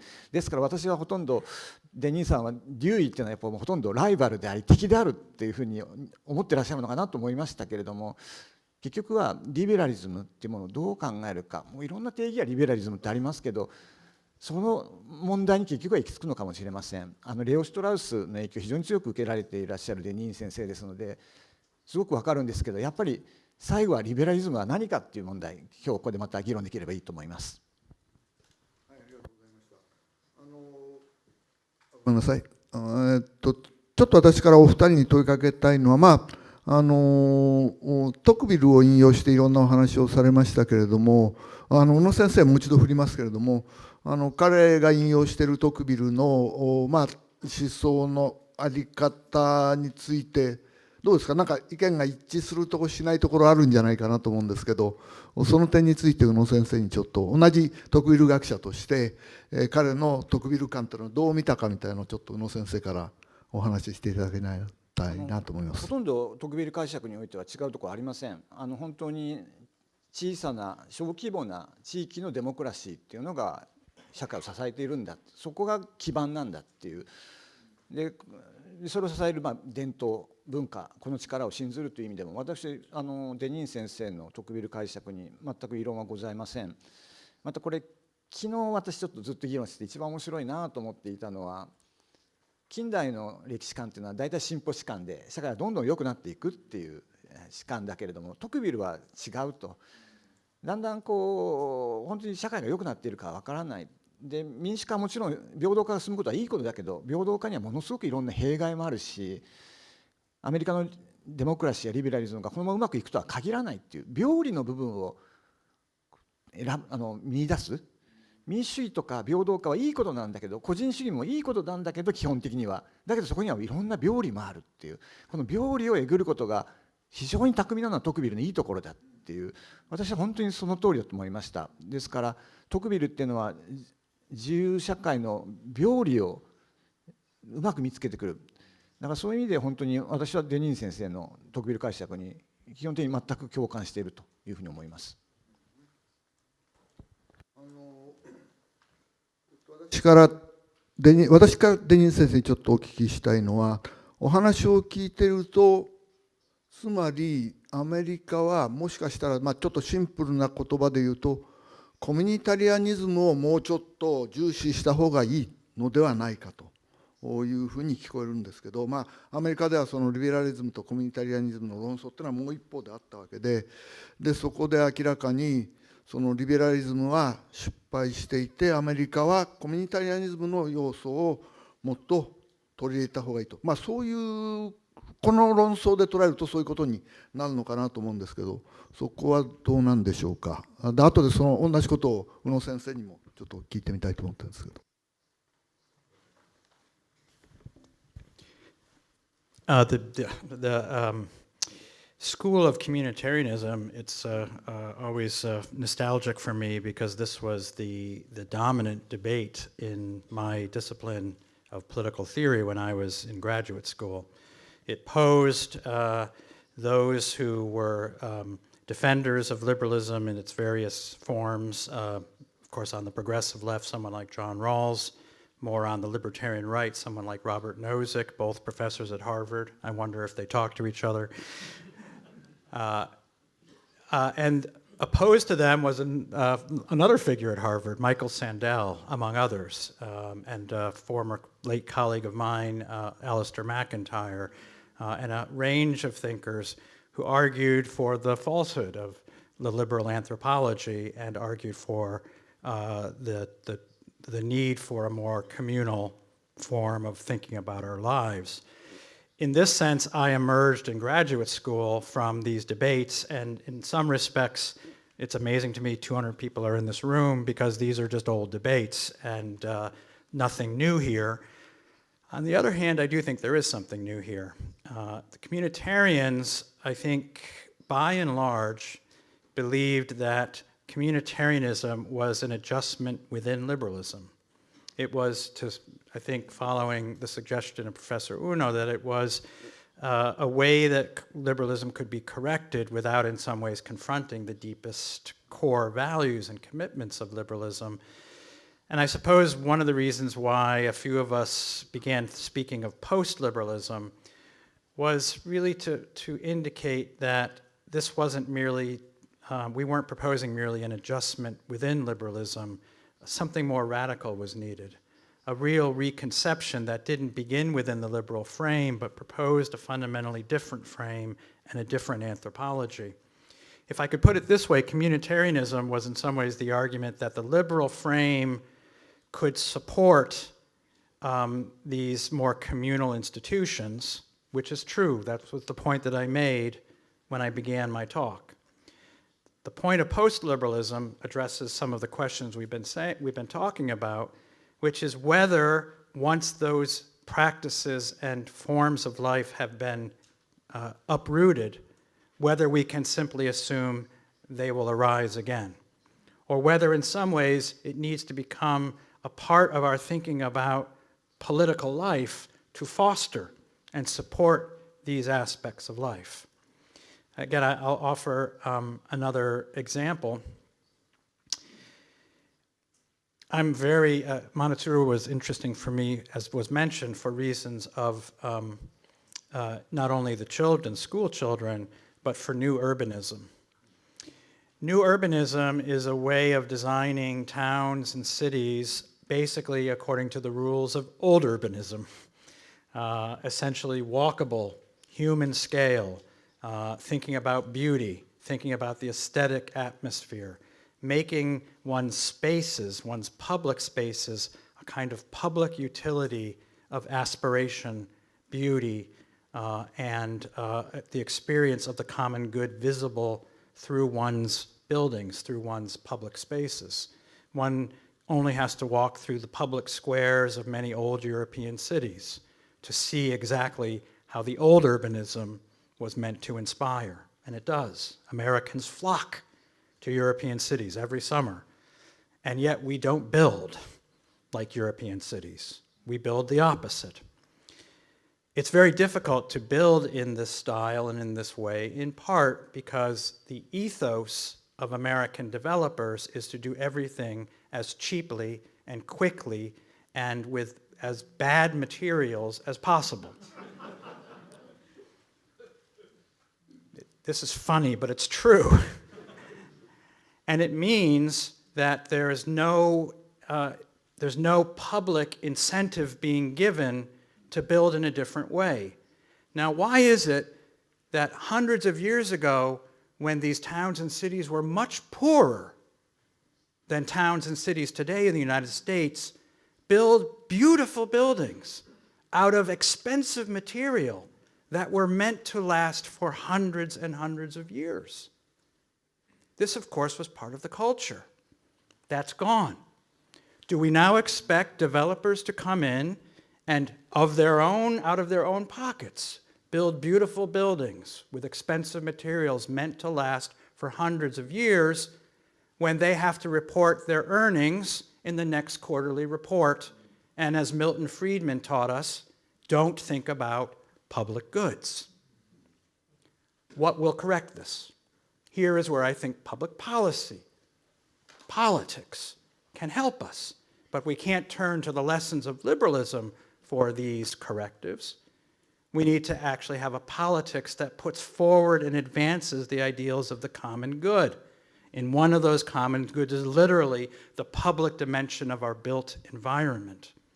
So, law, incentives, financing, a wide variety of public policy tools might be used so that we can relearn old lessons, and maybe through law we can begin to reestablish some of those practices and realize why it is that such buildings are worth having, such spaces are worth building. But it won't happen if we let the market make these decisions. So post-liberalism is a recognition that we need a different mindset, a different way of understanding the world rather than through the lens that begins with the liberal understanding.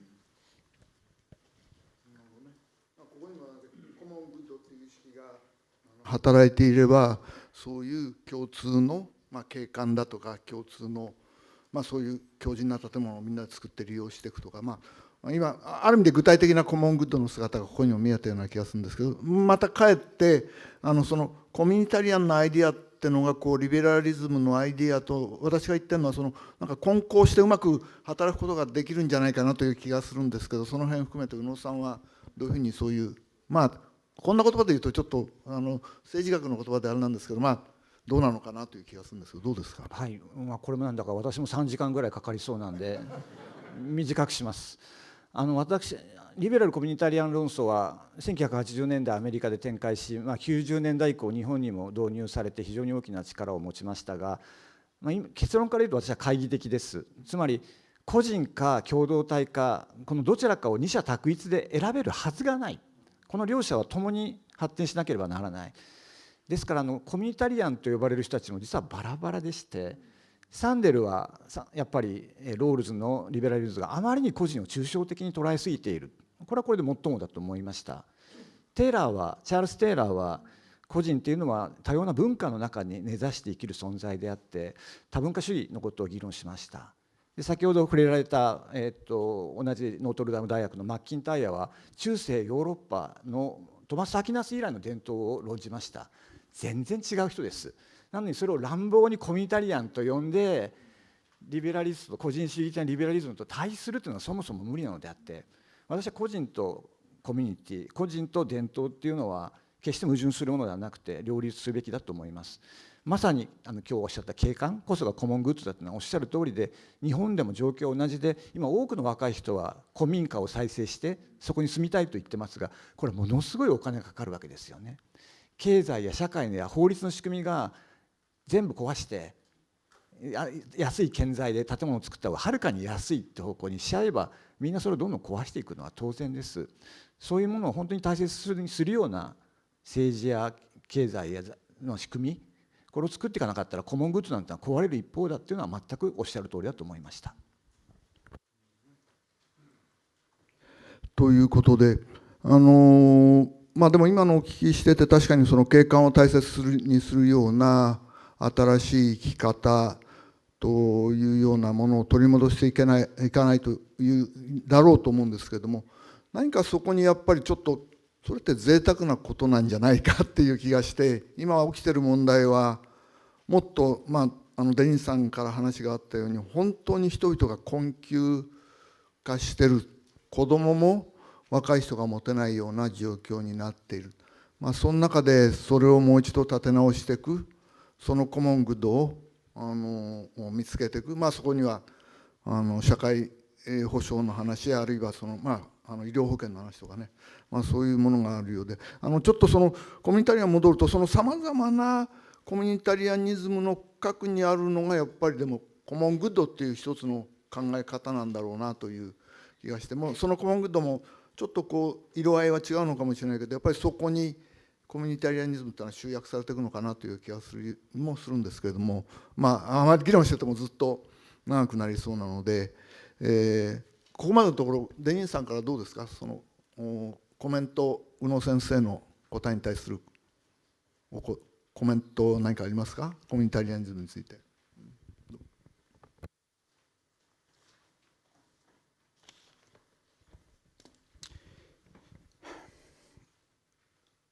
マッキンタイヤー先生はね、近くにおられたわけですよね。ごめんなさい。I think I more or less described my own discontents with communitarianism that developed in the 1980s. But I do want to underscore that I remain very much like Tocqueville and like a number of contemporary American thinkers and authors, maybe foremost among them Wendell Berry, who is a great author, poet, novelist, essayist, one of the most articulate and eloquent defenders of localism, that without a revival of local commitments, of the genius of the primary schools of democracy, of the deep encounter with other human beings in local settings, there will be no reviving anything like a sound and healthy culture in our nation. But what I hoped I indicated in the simple example of how we build, and this example, of course, could be expanded to include how we organize our schools, how we think about the arts, how we think, of course, about local and national politics. In every respect, it will not be enough if we rely only on the efforts of very vigorous and entrepreneurial individuals in local settings if it is within the more comprehensive philosophical political context of liberalism. It will be undermined. It will be undone.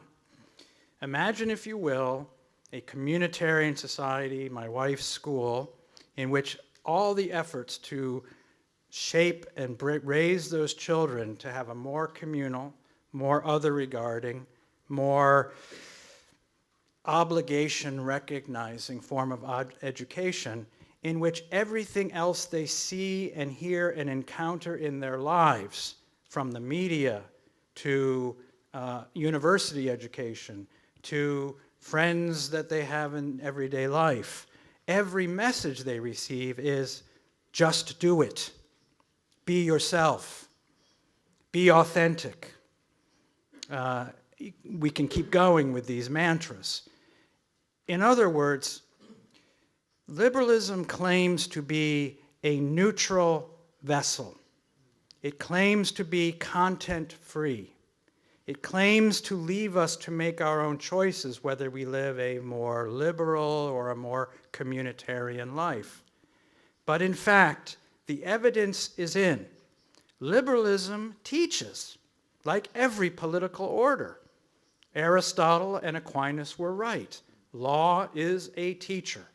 Or to give you a deeply Aristotelian insight, the regime change, the regime is architectonic. I hope the translators can do that one.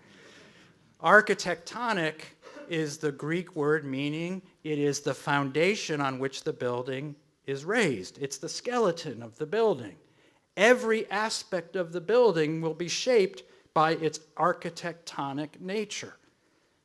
You can't build a quaint house out of a skyscraper. That's architectonic. And you can't build a communitarian society if your basic underlying assumptions are liberal. Liberalism is not neutral. It shapes. And so I am very much a supporter of localism, of the McIntyrean idea of Benedictine communities, or Rod Dreher's arguments for the Benedict option. But the children who are raised in the Benedict option are going to defect many times unless the lessons are reinforced by the broader culture. So this is why communitarianism, in my view, largely ceased to be an object of not only intellectual interest, but frankly, political efforts. It was simply not comprehensive enough. はい。今デニー先生のおっしゃった言葉の中ですごく私に印象に残るのはレジームっていう言葉です。これ日本語に訳してしまうと体制って訳してしまうんで味もそっけもないんですが、デニー先生はそういう意味で使ってるわけではありません。司馬遼太郎さんの言葉を借りればこの国の形、フォームであって、その形があるからこそいろんな人は学んでいけるような、そういう意味でのレジームっていうのが本当の意味で大切なんだっていう、それが今壊れつつあるし、今のままのリベラリズムだけのレジームでは持たなくなるっていうのは全くその通りだと思いました。先ほど just do it って言葉おっしゃいましたけど、私の最近好きな標語は just do it with others。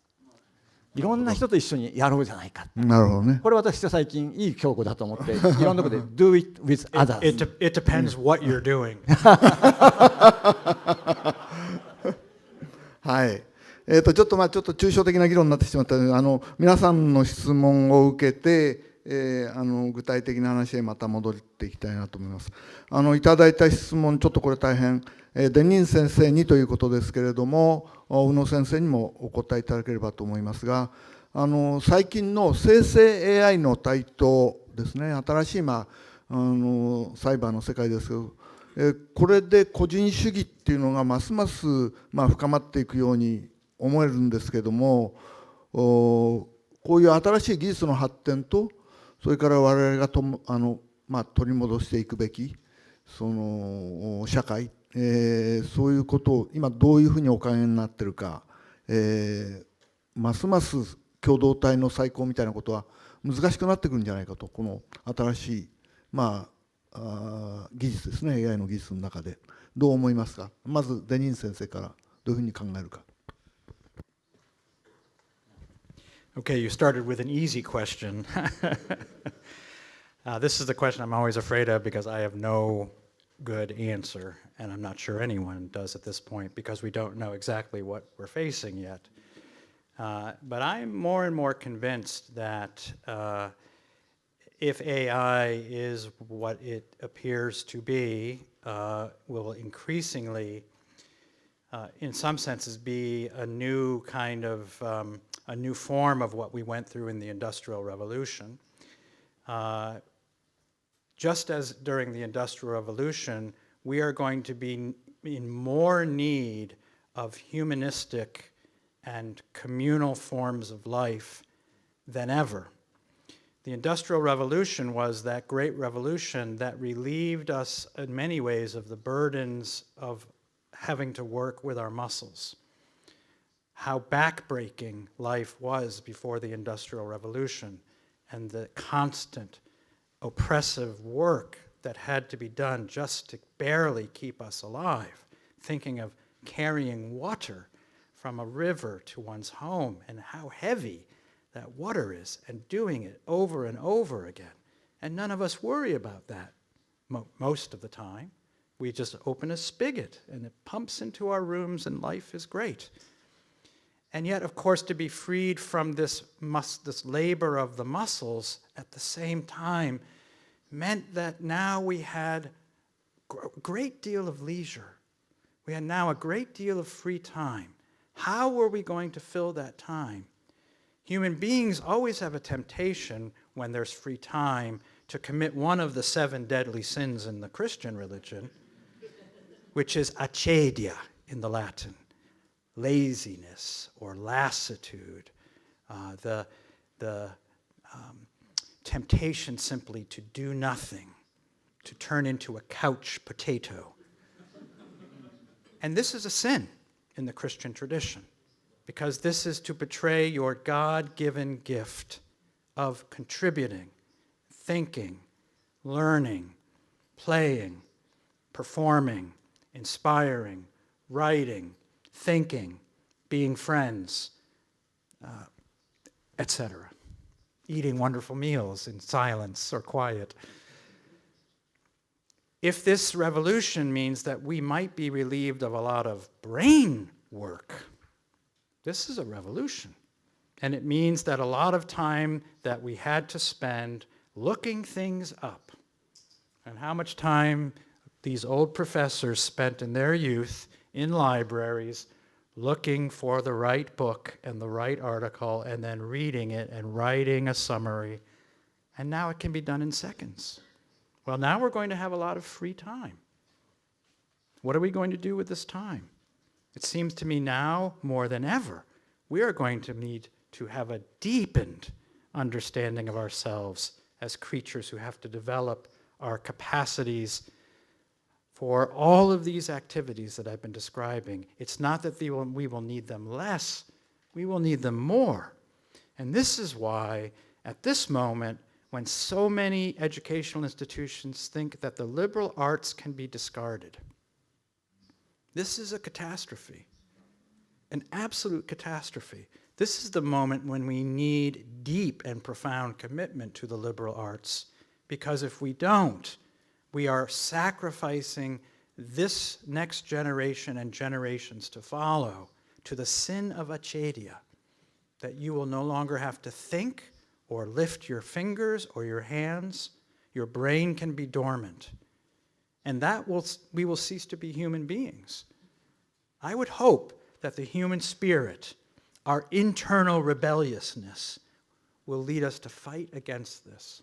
And here, I think, is we will need the revival and strengthening of many traditions that sustained us in years when we had a lot of work, both muscular and mental. And we'll need those to be cultivated with depth and seriousness and sustained attention.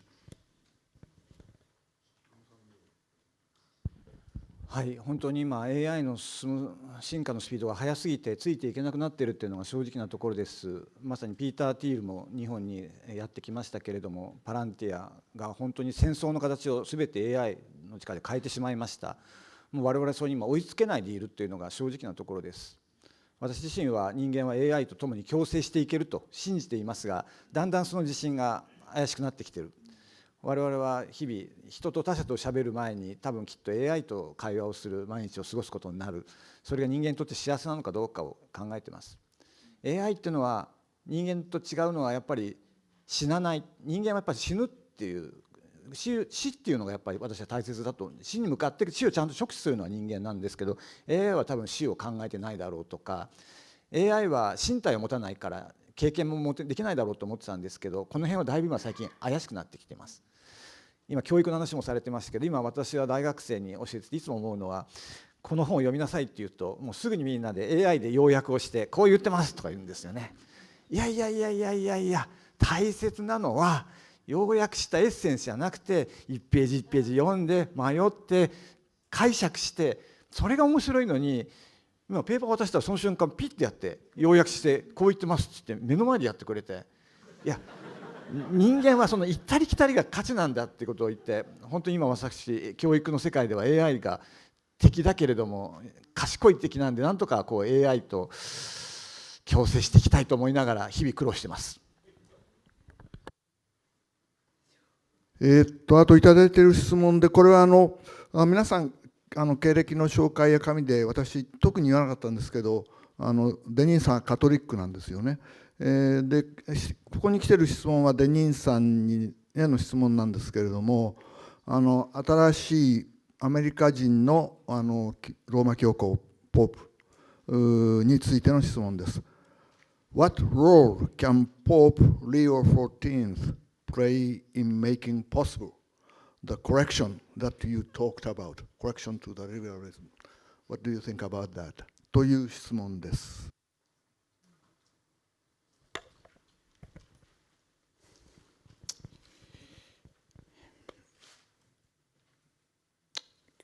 It's difficult for me to even begin thinking outside of a Catholic understanding. And of course, this contributes profoundly to the analysis of these books. I think the reason why it has been obvious to me for much of my adult life that the supposed political division between the left and the right was no real division is really fundamentally because I'm a Catholic. Catholicism begins with that Aristotelian observation that man is by nature, I should say humans are by nature, political animals, to which Aquinas adds, humans are by nature political and social animals. This is simply a way of saying what I think is obvious also to those in Japan from a very different many religious traditions, which we are not in our nature separate autonomous individuals. We are reliant upon and we are interdependent with other human beings. We are not in our nature whole, we are in our nature partial. This has always been obvious to me as a Catholic, even when I didn't know it was Catholic, even when I didn't realize it was our theology. It was just obvious to me growing up in the town that I mentioned I grew up in. And so I think whether Pope Leo will be a great contributor to this, which I don't doubt, it's really worth pointing out that a very interesting phenomenon that is occurring in the United States right now that maybe has been noticed by many of you. For almost all of American history, the ruling class in America was comprised of WASPs, white Anglo-Saxon Protestants. These were those who were from the mainline Protestant churches, and it's called mainline because it's the churches that were on the main street. The Catholic Church was way down at the other end of town, but the mainline churches were right in the middle of the town square. These were the original founding faiths of America: Lutherans, Presbyterians, Episcopalians, Methodists, and so forth. These churches have collapsed, not literally, but they have collapsed in terms of the number of people who attend those religions. And they have collapsed for the absolute same reasons that liberalism has failed. The logic of Protestantism is the logic of liberalism, which is that when you don't like a part of your religion, what do? You leave. You go find another church. You go found another religion. You just leave religion. The logic of the Protestant faith has been constant splitting, constant division, constant seeking out of the institution that I find conforms to my view, to the point in which you no longer join any institution. What's happened recently is that there are now two faiths that have become quite dominant in American political and social life. The first of these you all know, which is evangelical Protestantism. Evangelical Protestantism has been the main source of a lot of political support for the Republican Party over the last 50 years. Conservative, strongly believing in family values, but also supporting that libertarian economic policy that aligned with the Reagan Revolution. In recent years, there's been a really remarkable rise, not in the overall numbers of Catholics, but in the numbers of Catholics, or the numbers of people who are entering the Catholic Church who come from elite or highly intellectual, highly educated backgrounds.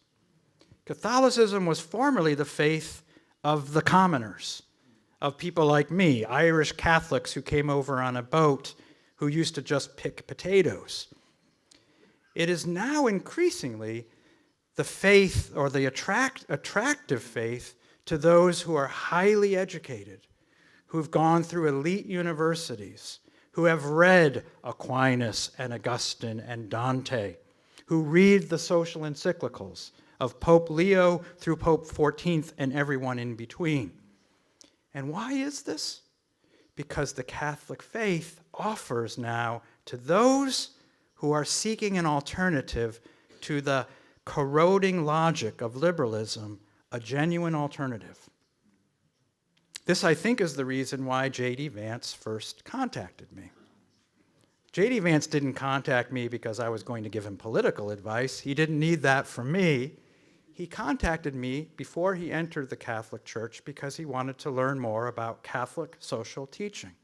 That was our conversation, was about the social encyclicals, starting with Pope Leo XIII in 1897 and running through the encyclicals of Benedict XVI. J.D. is just one example of highly educated, very thoughtful, intellectual figures who are now reading their way into the Catholic faith. And if you look at the leadership of the current, particularly Republican Party, it is increasingly made up of Catholics of this disposition, many of them converts, many of them who have entered because of an intellectual encounter with Catholicism, a much more elite encounter with Catholicism. 6 of 9 members of our Supreme Court are Catholic today, which must make our founding fathers roll in their graves. Of course, the Vice President and the Secretary of State and many significant members in the Trump administration are Catholics. I think this signals the beginning of a significant turn in how America is thinking about its own DNA. And it may, I'm not saying it will, but it may shift America to something of a post-liberal order.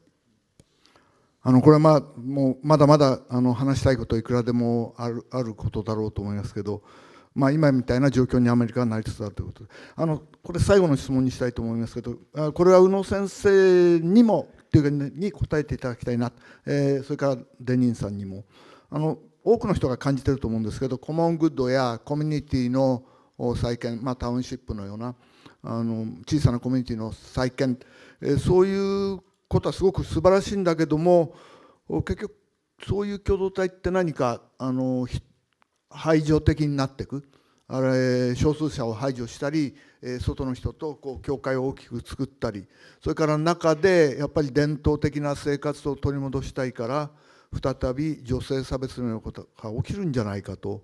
共同体、伝統の再興、納得できるんだけれども、何かいろいろ怖いところ、課題があるんじゃないかと。これ多くの人がこういう質問をなさると思うんですけど、その辺小野先生にまずじゃあちょっと答えてもらえますか。はい、共同体っていうのは必ず排除の論理を伴うっていう、自分たちとは違うよそ者を排除するところがあるんではないのかという、このご心配はごもっともだと思います。私も小さなローカルコミュニティを全てそれ自身が正しいというつもりはございません。ただやっぱり今日本中の、私は遠い祖先が島根県の隠岐の島ですので、海士町なんかにもしょっちゅう行ってるんですけれども、ああいう今頑張ってる小さな共同体っていうのは外からの人を非常に積極的に受け入れるっていう、今のまでのままある意味で男性中心主義で、年上の人たちが若い人たちを、やっぱりある意味で言うと圧倒してしまうような、そういうところはもはや今生き残れなくなってきている。より若い人、いろんな多様な人を受け入れているコミュニティが今、私は日本各地で何とか再生しようとして頑張っている。またそういうところのいいところは、私釜石っていうところにもよく行ってるんですけど、海士町も釜石も共通しているのは、外から来た人たちがその地域の伝統から学ぼうとしている。お年寄りの話を積極的に聞こうとしている。外から入ってきた人たちがその地域の伝統や文化を学ぶっていうことから革新が起きている。このサイクルに私は期待したいと思っております。決してコミュニティ万能ではありません。多くの問題をはらんでいます。しかしこのままだと古いタイプのコミュニティは滅びます。もう今滅びかけています。それでも今真鶴もそうですけれども、多くの新しいニューカマーを受け入れて再生しようとしているコミュニティ、その可能性に私はかけたいというふうに思っております。デニーさんどうですか。同じ質問に答え、コミュニティを再建して、そこから出てくる排除の論理とか、あるいは伝統的な社会を取り戻すと再び、女性差別みたいなことが起きるんじゃないかと、コミュニティの中でって、そういう懸念が多くの人は持っているようですけど、どう思うかという。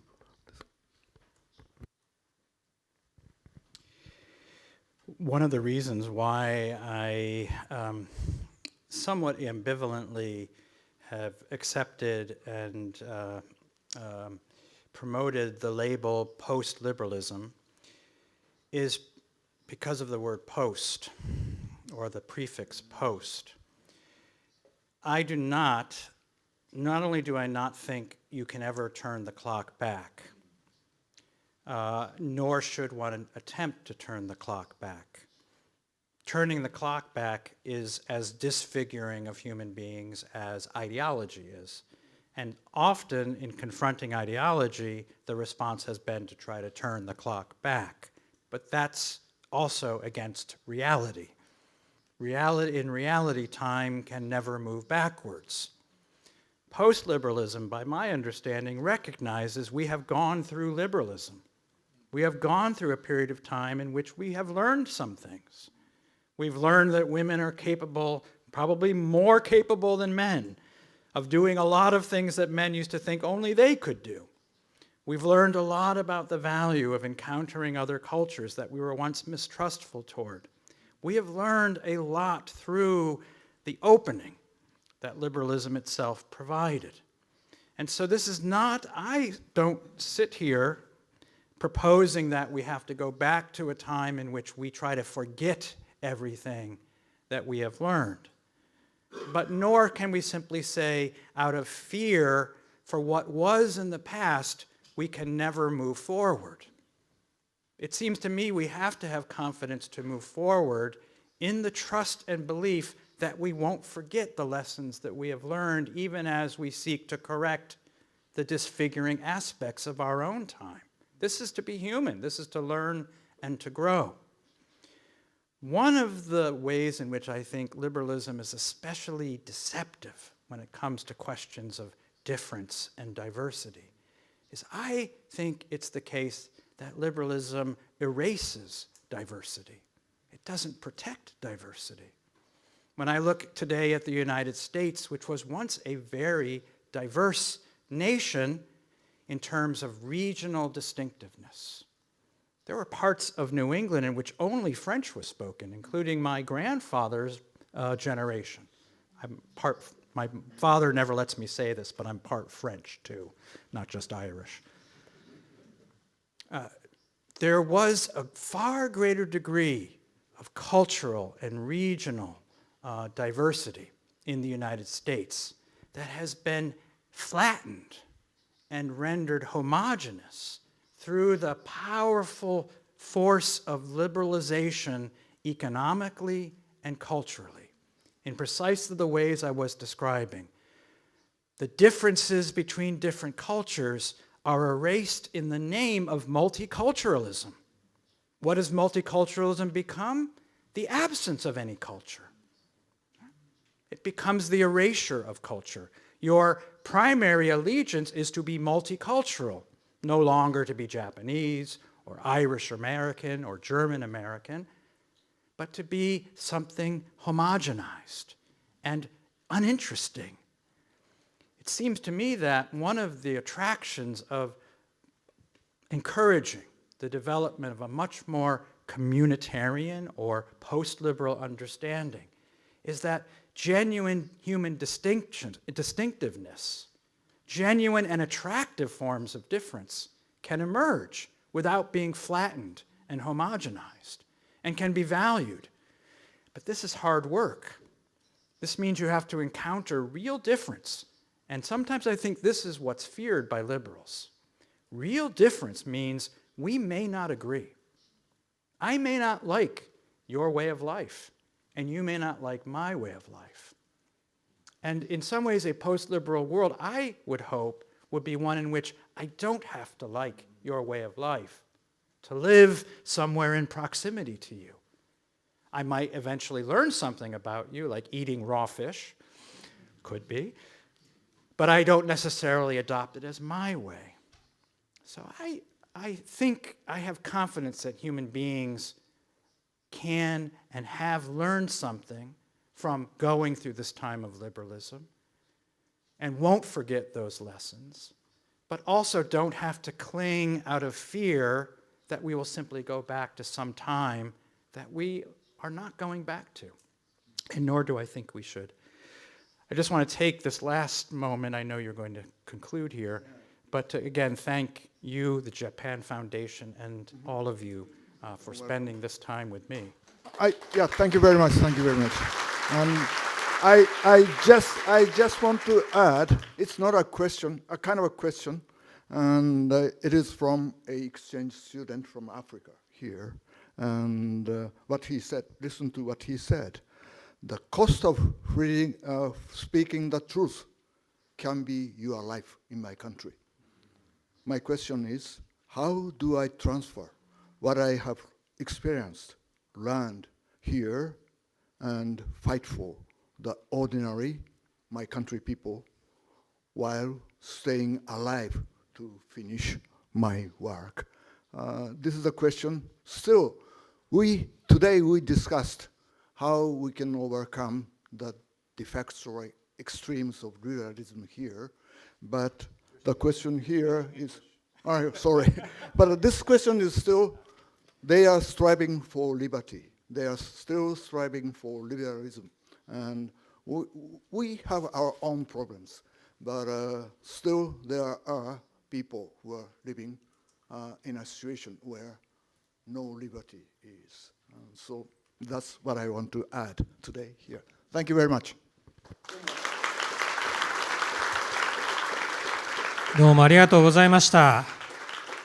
私国際対話部っていうところを率いてるんですけど、対話は得てしてなんか強いところばっかりをお互い見せていいところを見せ合おうっていうふうになりがちなんですけども、重要なのは福祉の世界でも言われてるんですが、弱さを見せ合って弱さでつながるっていう。でそうすると、まずは自分が弱いっていうことを認めなきゃいけないし、今度相手の弱いところで自分が何か貢献できることを考えなきゃいけないし、そうやって人がつながるとより自慢し合うような強さを見せ合うような関係性だけじゃなくて、もっと強固な関係が生まれるっていう。